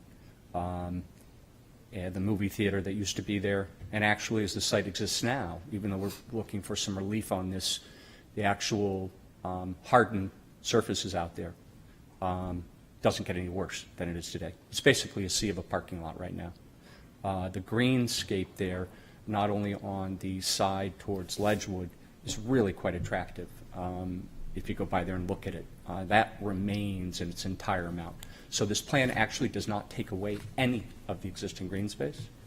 And on the front, this has a really nice relief because of the way they did Route 1 and the signalizations there and all that improvements. They really made quite an extensive green skirt there. So when you look at this parcel, it benefits from a lot of that work that just recently happened. And this site, because it was all done in 2015, it really has everything. I mean, it's got modern signalization, no traffic issues on any of those, those lights or wait times. It's got underground power to it. It has plenty of power. Transformer to the secondary behind the building will be used. Sewer, water. The nice thing on this site is it is modern and it's fully built out. So we think that the Gateway District, which there's been a few projects on that on the Route 1, but it's a moderately new zone. I mean, it came in after 2015. And we would like to see more and more of the Gateway uses, which is why I think zoning created it after 2015, is because these sea of parking lots through there are they're just such a waste of property when we need housing. I am local. I live in Portsmouth. And this is something that I'm not an out-of-town developer. This is something I'm actually building in a number of my properties for housing. I think we have a responsibility, if we can, to build housing when we're local and we need it. And I think we're kind of, history repeats itself. I think we're kind of where we were 100 years ago. We have to build housing. You know, if we want to employ people and keep them, it's not coming. So if we don't build housing, as the textile industry had to, and the oil industry and industries 100 years ago, why all those mills were built, if we don't do that, I mean, just people have nowhere to live. I never miss the opportunity when I can address the planning board to at least say that, you know, one of the impediments to doing affordable housing in Portsmouth, or doing more housing, is that we just lack the zones in Portsmouth to do housing by right. And as soon as you layer all this stuff into these zones, variances, CUPs, special exceptions, you just allow a lawyer to tie it up for 2-3 years for almost no money. So I think in Portsmouth, if the planning board wants to help in it, if we had zones in Portsmouth that were by right, you had, housing in zones that didn't need all this criteria so somebody could tie up housing for 2-3 years in court, that would help a lot. And I'm just wanting to make sure the planning board's aware of that, that it's, when I was trying to do Court Street, I really wanted to do micro apartments. Which, by the way, Mr. Chairman, sorry about all the noise. Now that we started, all the jackhammering in your backyard. I just couldn't go into 2-3 years of litigation. And I had, 3 abutters show up with lawyers, and I needed CUPs and I needed variances. And so this gateway district, I think, is the best we can get for trying to create housing in these areas. The high school's right there, apartments behind it, and all those sea of parking lots along there. I would like to see the gateway district do more and more of this. So we're doing it to try to create local housing. We need it. The more supply we create, it isn't going to hurt. And the smaller the units we make, the more helpful it is to getting affordable rates, because it knocks property taxes down. There was only like 1 unit or something, 1,900 square feet, just because of the weird shape of the buildings. Most of these units in this are very small to keep rents down low. Thank you, Mark. And, a lot of what you said is going to be needed for the master plan discussions that are coming up, so remember to participate in that. I will. So, but focusing on this site, Beth has her hand up. So. Yes, I have the unique opportunity that I actually looked at this when the existing building came before us many years ago. And I guess because this is pre-conceptual design, things to keep in mind. I know that it's because we have the entrance closest to Lafayette Road is an in only. I know that I've watched many cars go out that in. So any way that we can design this to try to keep people from being able to do that would probably be extremely helpful. I commend you in trying to get rid of actual parking lots and adding housing. I think it's extremely creative. And considering I was actually part of the creation of the gateway districts, and we're actually at land use looking at the gateway districts again right now and trying to figure out how we can incentivize things more. So we're going to keep working on that. But this is exactly like multiple buildings, kind of parking kind of hidden, so it's away, and you don't see it from the road. I think it's going to be a lot more attractive. And yeah, that's really, that front has always been a challenge, that front entrance. It's about my only thing that I think we have to try to find a way to fix. Just Greg. One question, one comment. Several times early on, you folks mentioned workforce housing. Is there a percentage that you're planning to allocate to actual workforce housing, and what are you asking for in exchange for providing workforce housing? We would comply with at least the minimum required, which is, I don't know that I have the number, 20%. 5%. So the benefit is that you're allowed to have 2 buildings with 24 units per building. The workforce incentive allows that to be increased to 36 units per building. So. Good. Thank you that was Yeah. a perfect answer. Thank you. Okay. And then the comment along the line of workforce housing, which is something that we've been watching in a lot of our gateway projects. Bike racks, places for scooters and bikes. I didn't see any of that on here. And you're so close to town, if I worked in a restaurant in town and I was in your new building, I'd want to ride a scooter or a bike to my restaurant because I wouldn't have to park downtown and it's too far to walk. I so much like it when people bring up bike racks. So anybody who knows me, I ride my bike every day to work. Exactly. And I put them in 60 Penn Hollow in the parking garage, and it's so neat to see them used. I put them outside. That was just an omission. I am such a bike fan. We will have bike racks. It's a tight site, so I'm everywhere. not sure where you're going to put them, but it's a tight Well, site. we can always fit them, and we do, and we're required to, in the parking garage subterranean. And then out front there are so many. You have that bus stop there out at the thing in that big green skirt area. We would have to, talk to Public Works and the state, can we put some of those right there? We might be able to get them right on our lot line, but I think that area is just perfect for it, so people see them and use them. I realize it's conceptual, not even a real plan, but it was just But something to say. Thank I you. love bike racks. Thank you. Jim? Yes, Ms. McNabb, I'd just like to confirm the workforce housing you're committing to, it's the standard RSA and enforcement zoning, which is 20%, and those 20% will rent for 60% of AMI? That is correct. We will comply fully with the 20%. And actually, I'm going to stick my neck out a little more. Look, I'm doing small units. We've got all kinds of pilot programs we will be doing, because I'm local, that developers just don't do. And I hope, just like what I did with Brick Market downtown, I hope other people will follow the lead of some of the stuff we're doing. I offer in these apartments that isn't required.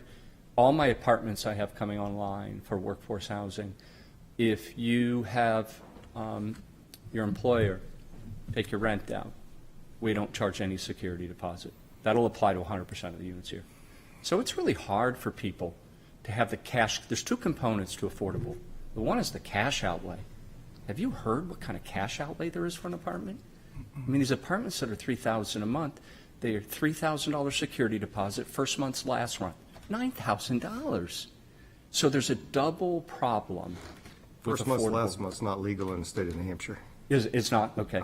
My daughter just rented What? in Cambridge, and she. so That's it's- Massachusetts, yeah, only 1 yeah. month deposit in New Hampshire. Even 3,000. I agree, it's $6,000, it's a lot of money. It's a lot. It's a lot for, it's a dialogue we should talk about. So if your employer sends it in, it's a neat opportunity.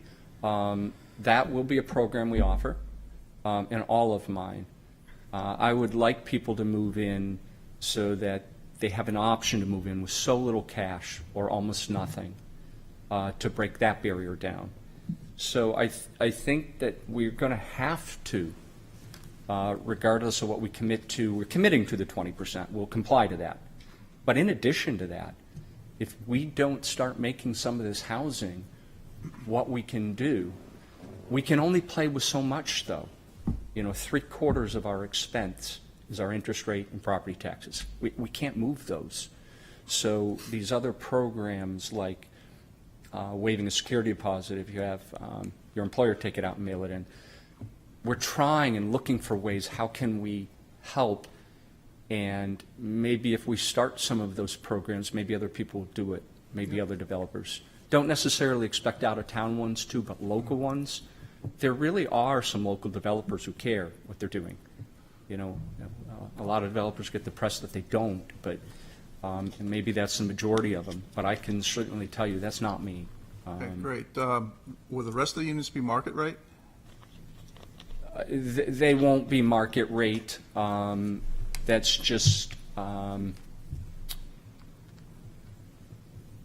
have a lot of apartments downtown right now. And Marie here, who does all my leasing, will tell you that I arbitrarily set rates so much lower than market. So they will be market rates by definition, but I don't go for market rates. Okay. We have a lot of J1s, we have a lot of local people, and they just can't afford market rates. All right, I noticed you are proposing 61 apartments and providing 54 parking spaces for those apartments. Do you think that's realistic?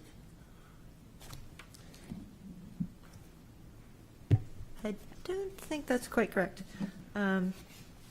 If you go to page C4, the parking summary at the top middle of the page. Okay. So there's shared parking. There are Well, 54. I know there's shared parking, but that- the demand analysis shows you have 61 apartments and you're providing 54 spaces for those apartments. Yes, studio And I'd rather apartment. not confuse it with the shared stuff, so I Okay. just want to stick with those two numbers, please. Sure. So a studio apartment requires a half a parking space. Right, do you think that's realistic? I do, because a lot of these folks don't drive. We're next to a bus stop. They're J1s, they're workers, they can't afford cars. Well, when we had the same situation at West End Yards, they had a lot of apartments that were that small, and Jay Blascano, who the owner of that property, said every single one of his tenants owned a car. We're complying fully with I the way understand the with the parking. rules, I'm just trying to yeah. get you to Yep. focus on reality, because if this same project was built in Dover, you'd have to have 102, between 102 and 116 spaces. So I'm just trying to, get people thinking about the reality of parking demand. I think parking is, as we all know from your parking table, there's cases that can be made where some instances are deficient and some are more. We comply with the parking. This parcel is also something important to know about this parcel that's quite unique, is that the property owners here, back to the, when it used to be a movie theater, they have reciprocal where you can park anywhere. So the really kind of cool thing here too is we meet the parking on our site and what we have, but there is a cross agreement that the Bolorama side, people can park on free spaces. They're treated as, they're all connected all through the entrances. So we think that the combination of the amount of surface parking in that area, and if you were to go by it any day right now, for example, there's a lot of parking spaces that are empty on both sides. We think with the subterranean parking and what we're seeing used with tour, we have far more spaces open than not. So time will tell really what that metric is after you come online, but we do comply with zoning, and we do believe the availability of parking on the surface parking there with reciprocal. Those are easements that are recorded on both those properties, by the way. Those are not handshake deals between Bolorama and us. All right, yeah, that'd be great. If you do have this kind of open arrangement with your neighbor, that We do. you guys can park this way and that way, that would alleviate a lot of my concerns. So if your neighbor's okay with this, and We have he un- easements that are crossed on both these He properties. understands you're putting a huge new demand in this area, that'd be a great thing for me to see. We still don't think, though, that we think that we have our parking on site and we meet the zoning. I'm just adding that as layers. I'm not looking to do I anything. respectfully disagree. I think. Okay, well, let's not fine. debate. I think Jim has raised a concern about parking. There's an argument that, it may not be the demand similar to the West End Yards. You've got apartments downtown. Perhaps you've got some data you can show based on what your tenants are using today in similar locations at similar rent scales. If you have that information, if it's helpful or not, and you wish to share it, that's your information, something you can consider. But it ties into what Greg said earlier about scooters and bikes. If you do have people who are using scooters and bikes in transit, which is contemplated in the ordinance, they will park less. And there's also, if you provide a lot of parking, you will generate more parking need because you will attract people with cars. So there's a tension there, and I think the purpose of tonight is to have non-binding discussion between you and the board. Jim's raised a concern. It's a valid concern. He's articulated it, and I think you articulated an opposing viewpoint, but you know how to address it, I believe. All right, great. I just have two quick last comments. I don't believe visitor parking was included in your calculations. I may be wrong. When I went through, Right. I didn't see any calculation for visitors. Yep. And lastly, it appears your property now encroaches to a property to the west. Just want to make you aware that the current parking lot encroaches to the west. Your parking lot's on someone else's property. I'm not following you, Jim. Where? This yellow line, boundary line, you see how your property line to the west, You mean the state highway?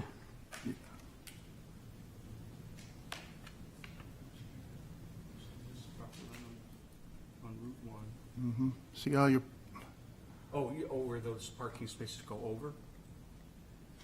I'm not sure what that is. I'll have to speak with Chagnon on that, because,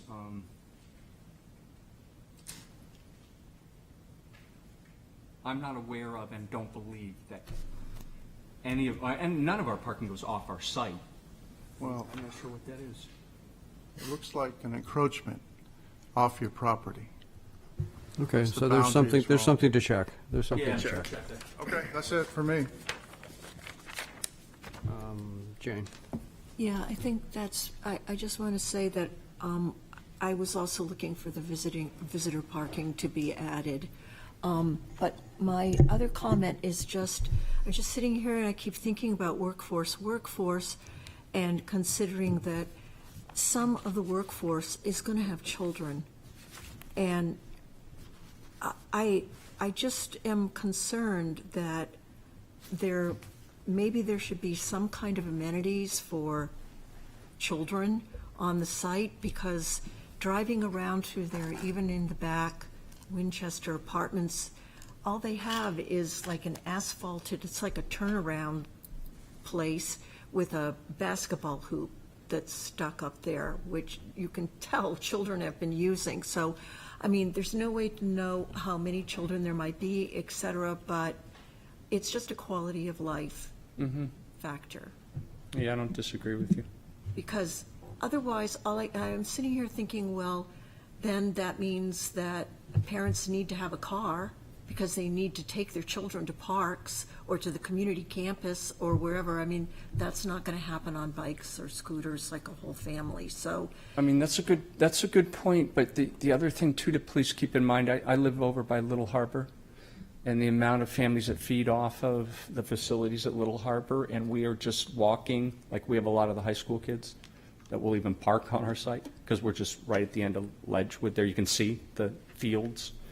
I do believe that the high school and all the fields there, which are just right in the backyard, that's actually a really good place for apartments, because they'll find their way right over there. That's what I would do with a kid. Like, even if it had there, I would be all over the trails and the high school. So I think its proximity to the high school adequately addresses that in this location, because you don't need to drive there.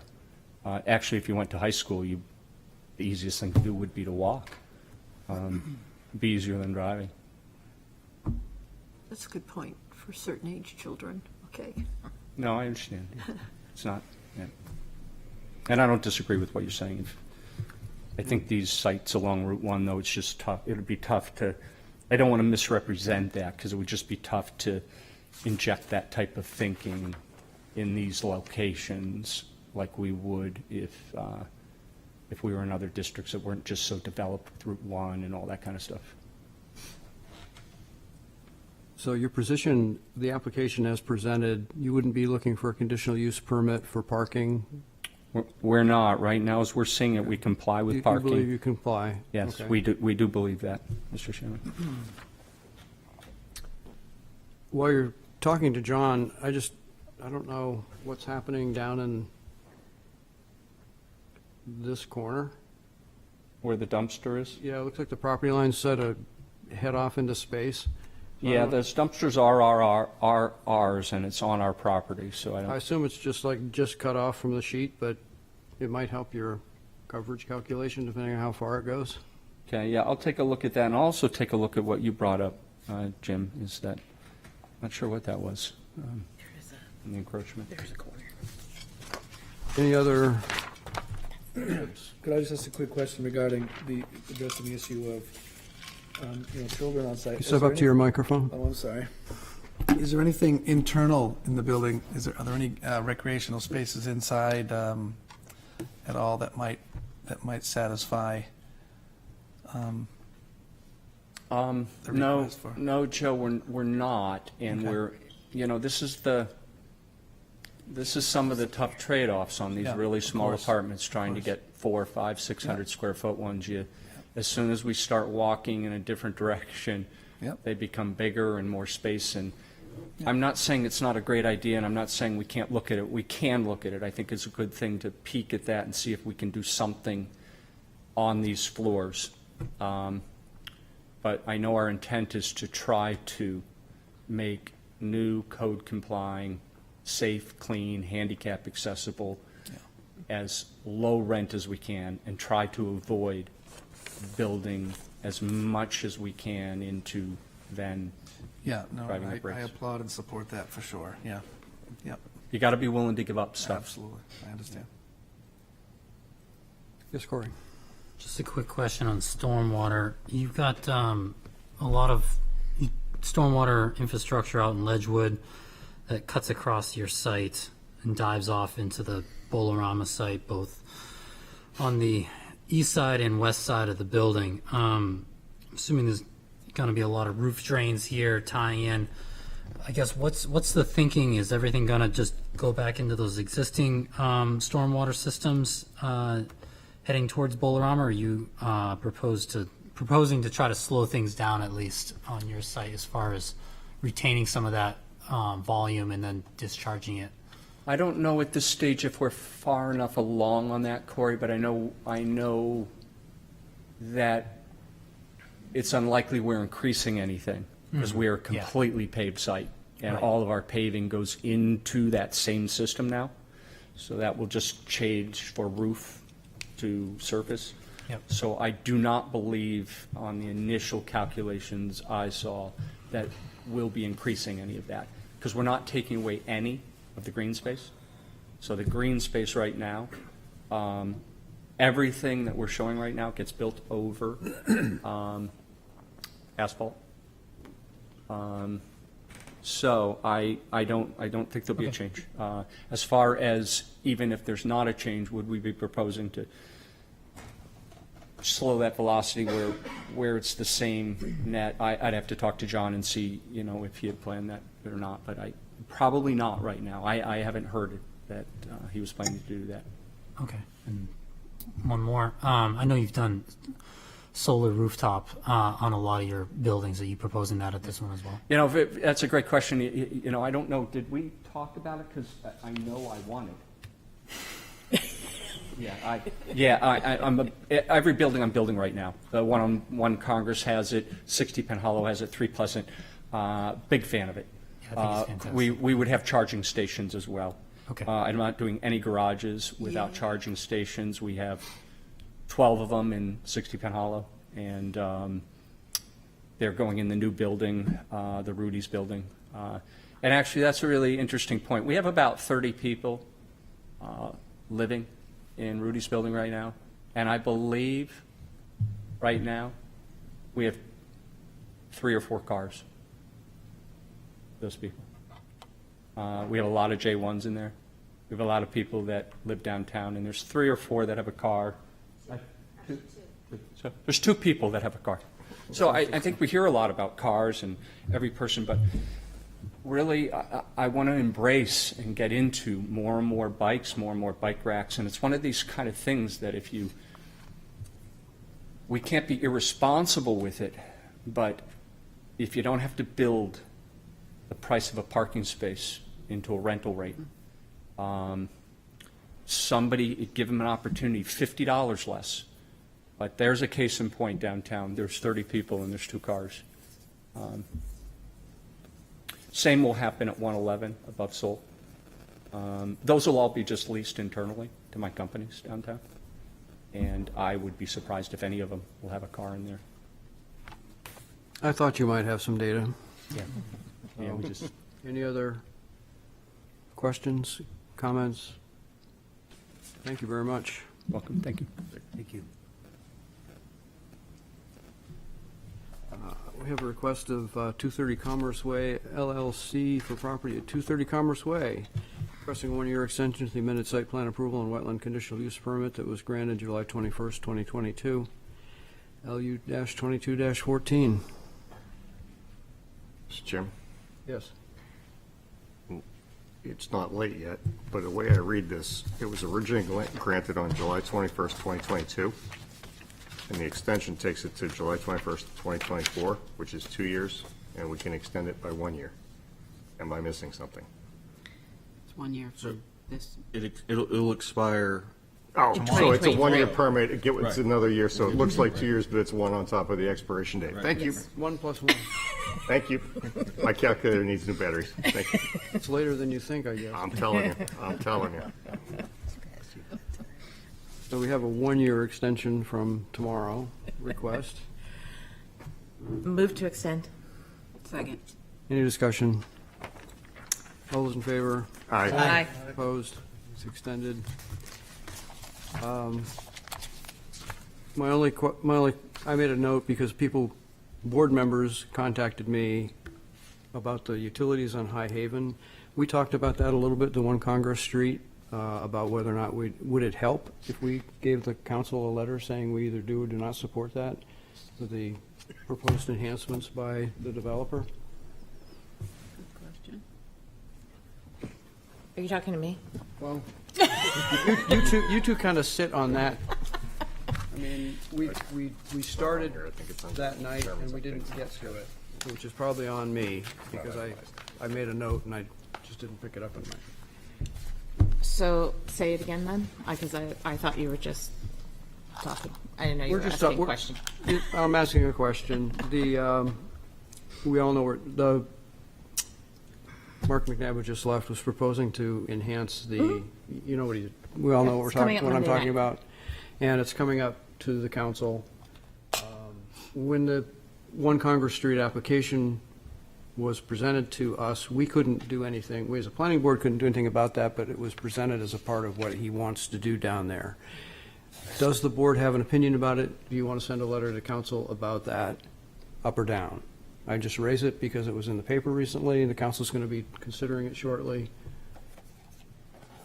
If it's all blank stares and nobody has any interest, Exactly. I'll just say for the record, it's great that Mr. McNabb's volunteering to do all this improvement, but does the city have an obligation to make the whole property ADA compliant? Because I don't think the stairs are down near Gillies. I actually have the answer to that.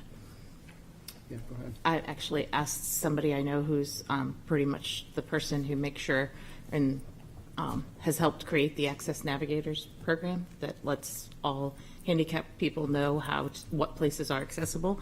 And the answer to that under the law is as long as there's a way for them to get from point A to point B, which there is because they can go out to Congress Street and go around and get to the same spot, it makes it handicap accessible. So not to be worried about that, because I had that same question, and so I sought out those answers. So I'm not saying we say exactly what's been proposed, because I don't even know exactly what's been proposed, but do we support the concept, I guess would be the I think question. I would feel comfortable supporting the concept as it was presented to us in the package for that corner 1 property. Congress. Yeah. I My only totally agree, hesitation- but I don't think I know what does that necessarily mean that's what the current design is? I mean, I generally support the concept, I guess that's what I'm saying, but I'm not clear about what the design is today. Well, as I understand it, if it proceeds, staff would have input, that will probably change things. But the concept is having a developer participate with private funds on public property. That's the concept. And as presented to us, as we just discussed, and Corey said, we could limit it to that, because it was presented to us. And that's part of the record. And we wouldn't be going beyond that. So if and when it changes, that's up to council and staff. Yes, Jim? As a general urban planning concept, is it typical if you have these arrangements in cities, isn't it more preferred that you try to direct tourists and pedestrians on main street fares so they see street fronts and spend their money versus trying to create an environment where they're isolated and directing people to one customer versus all the customers on a main drag? Well, from an urban planning perspective, I would look at this as an enhancement to the downtown as opposed to a new mall out at the Market Basket out on Market Street. That would be something. Concord suck the life out of its downtown with the stuff up on the heights. That's the decanting that can happen from an urban planning perspective on a downtown. This is downtown. It's making, it would be adding an enhancement to the downtown. I don't see that as a decanting. I see it as an enhancement. I'm speaking personally from my own experience. Yeah, I would say if the EDC is all for it, then that would satisfy me. Do we want to just, yes? I'd just like to add on that sort of line of thinking is that right now it's sort of a dark and unsafe space, and this is actually going to make it a lighted and safer space. So I think that as a whole is going to make it more vibrant and safer for anyone that wishes to go down that direction. And the fact that a private landowner is willing to write a check that the city may not have to write, you know. I don't see the downside to it, to be honest with you. And when you consider, well, there is a precedent for private funds. For example, Street? I'm sorry? Is it Chestnut Street you're thinking of, or no? Well, yeah, well, there's Chestnut Street, yes, is a, not only is that a good example of a precedent, but it's also the same Idea. same idea, same applicant, actually, same person who did that. So the quality of it is very high. But also, I was going to say that the precedent are the flags and the stones at the Memorial Bridge. That's public property that a private person donated, a significant, landmark feature, landscape feature. But you're absolutely right that backside of High Street right now, that first half of High Street and that area is in desperate need of improvement, to the level that I don't think the city would ever fund. He's going to bring it to a much higher level than we ever could. I don't So see would the we downside. consider a motion to support the enhancements as they were presented to us as a part of the One Congress Street application and say so to the council? I certainly would. I don't think I should be making that motion. Does that, Sure. I support it, but. Yeah, your point that it's a general motion and we generally support it. We're not granular, but the concept is agreeable. right. So I'll make a motion that we vote to grant, sorry.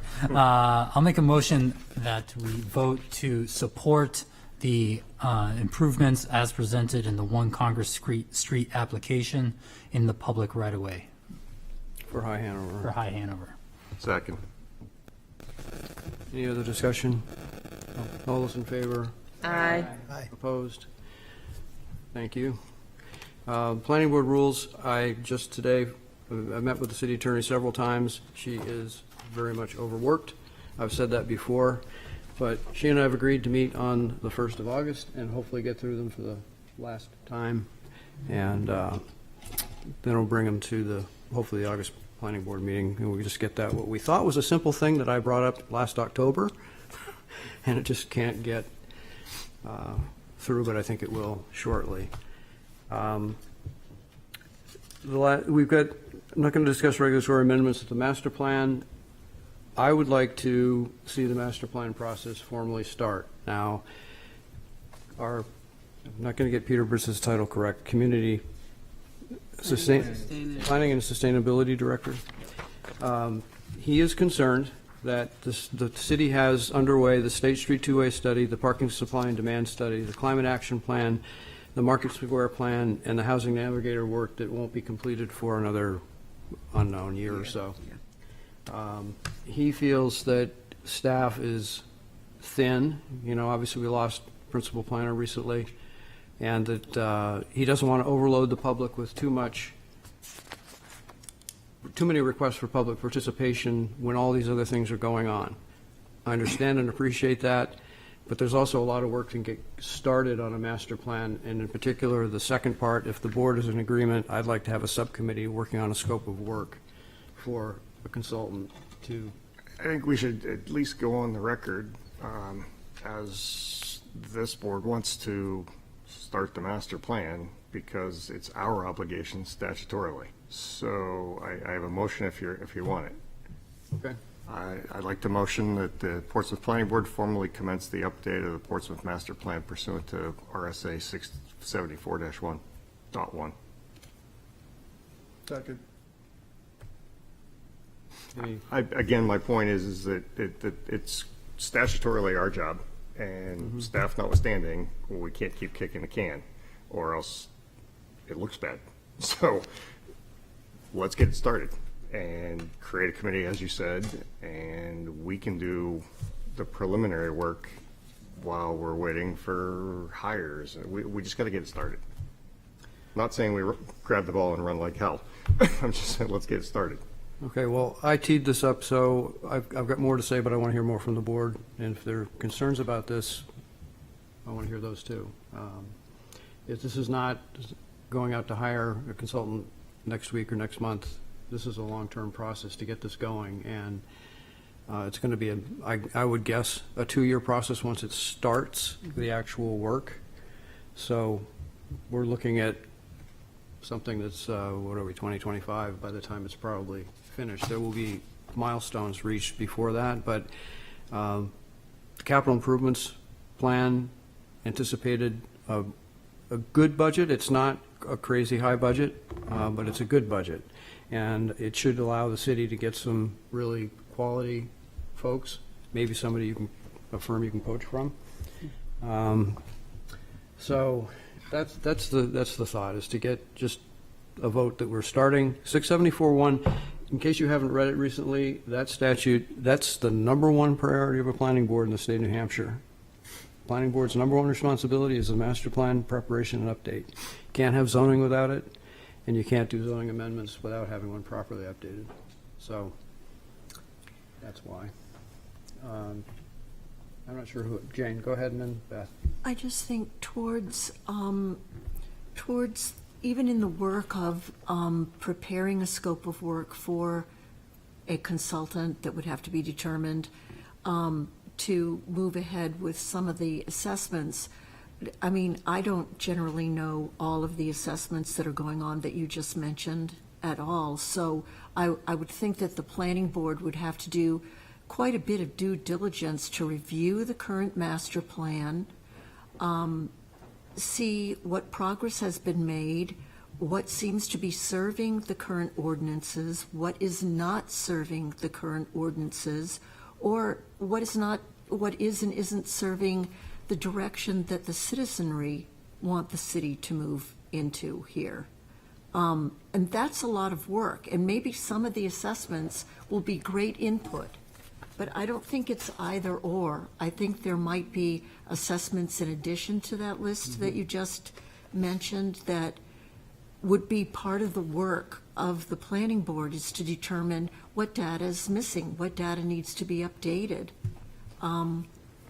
What do we think is being done well? What do we think is missing from the current master plan that we need in order to support the actual implementation of the ordinances the way that we're experiencing that? So I think there's a lot of work to be done before we have a consultant on board.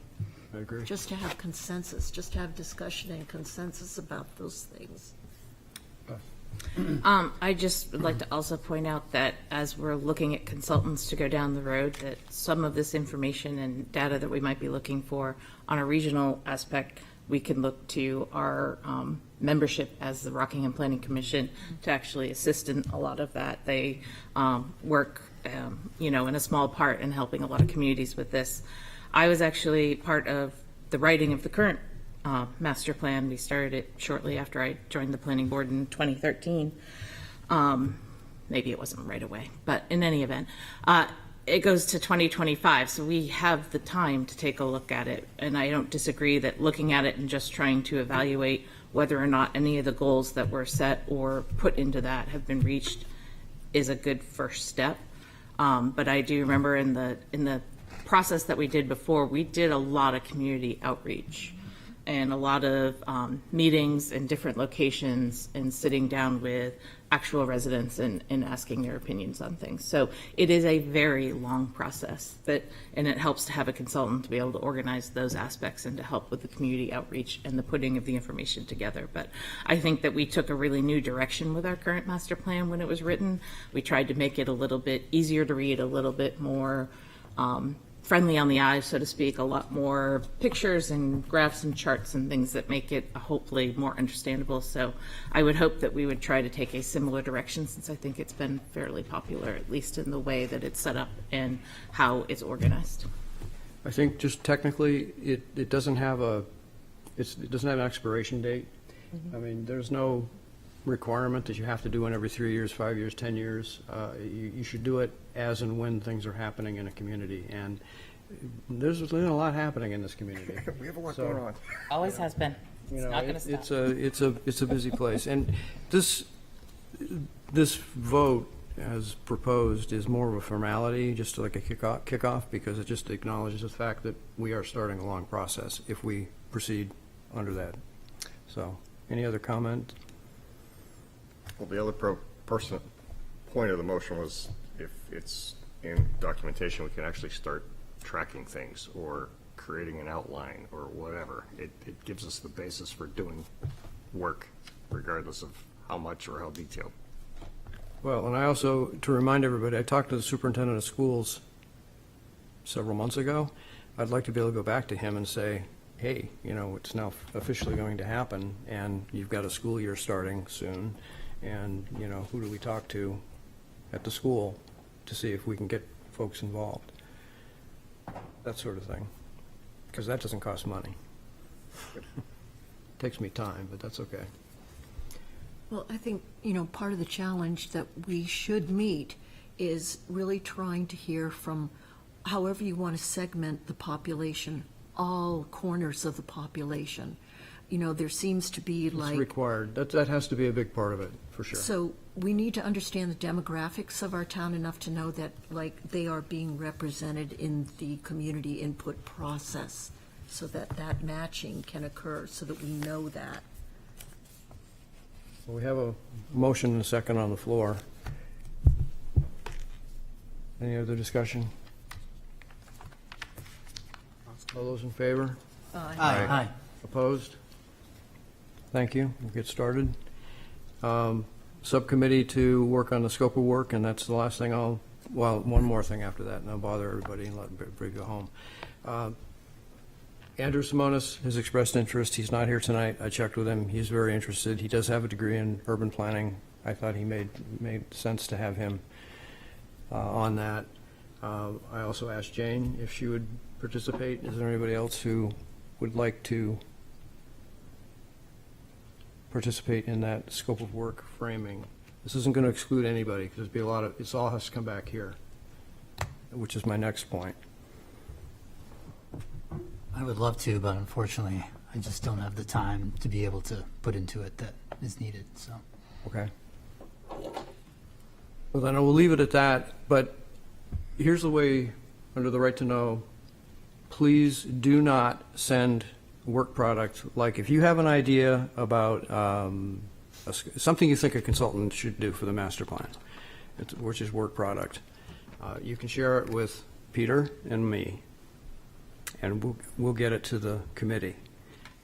It's actually a violation if you share it even sequentially with a quorum, because that should be happening at these meetings. So, but less than a quorum and a work product only, which this is work product, it's not about an application. We couldn't do any of what I'm talking about for an application. This is just work product, like the master plan. If we get into regulations, it would be the same thing. So, if you do have a thought, and as this process continues, you will have thoughts, geez, I don't like page 4, whatever. That's the way to get the information into the pipeline, get some work, then get some feedback for the next planning board meeting so you can have more reaction. So, just real important, want to keep everybody on track and in accordance with the law. It's a good thing to do. Unless there's anything else that. Yep, I have something. The Conservation Commission would like to have a work session to discuss potential amendments to the wetland ordinance. They typically meet early in the day, and we typically meet in the evening, so we were going to pick some dates, send out a doodle poll with different times to both the Planning Board and the Conservation Commission to have a work session at some point in the next few weeks, I guess. So that'll be coming. Okay. Thank you for reminding Yeah. me on that. And with that, I'll adjourn. Thank you very much. Thank you.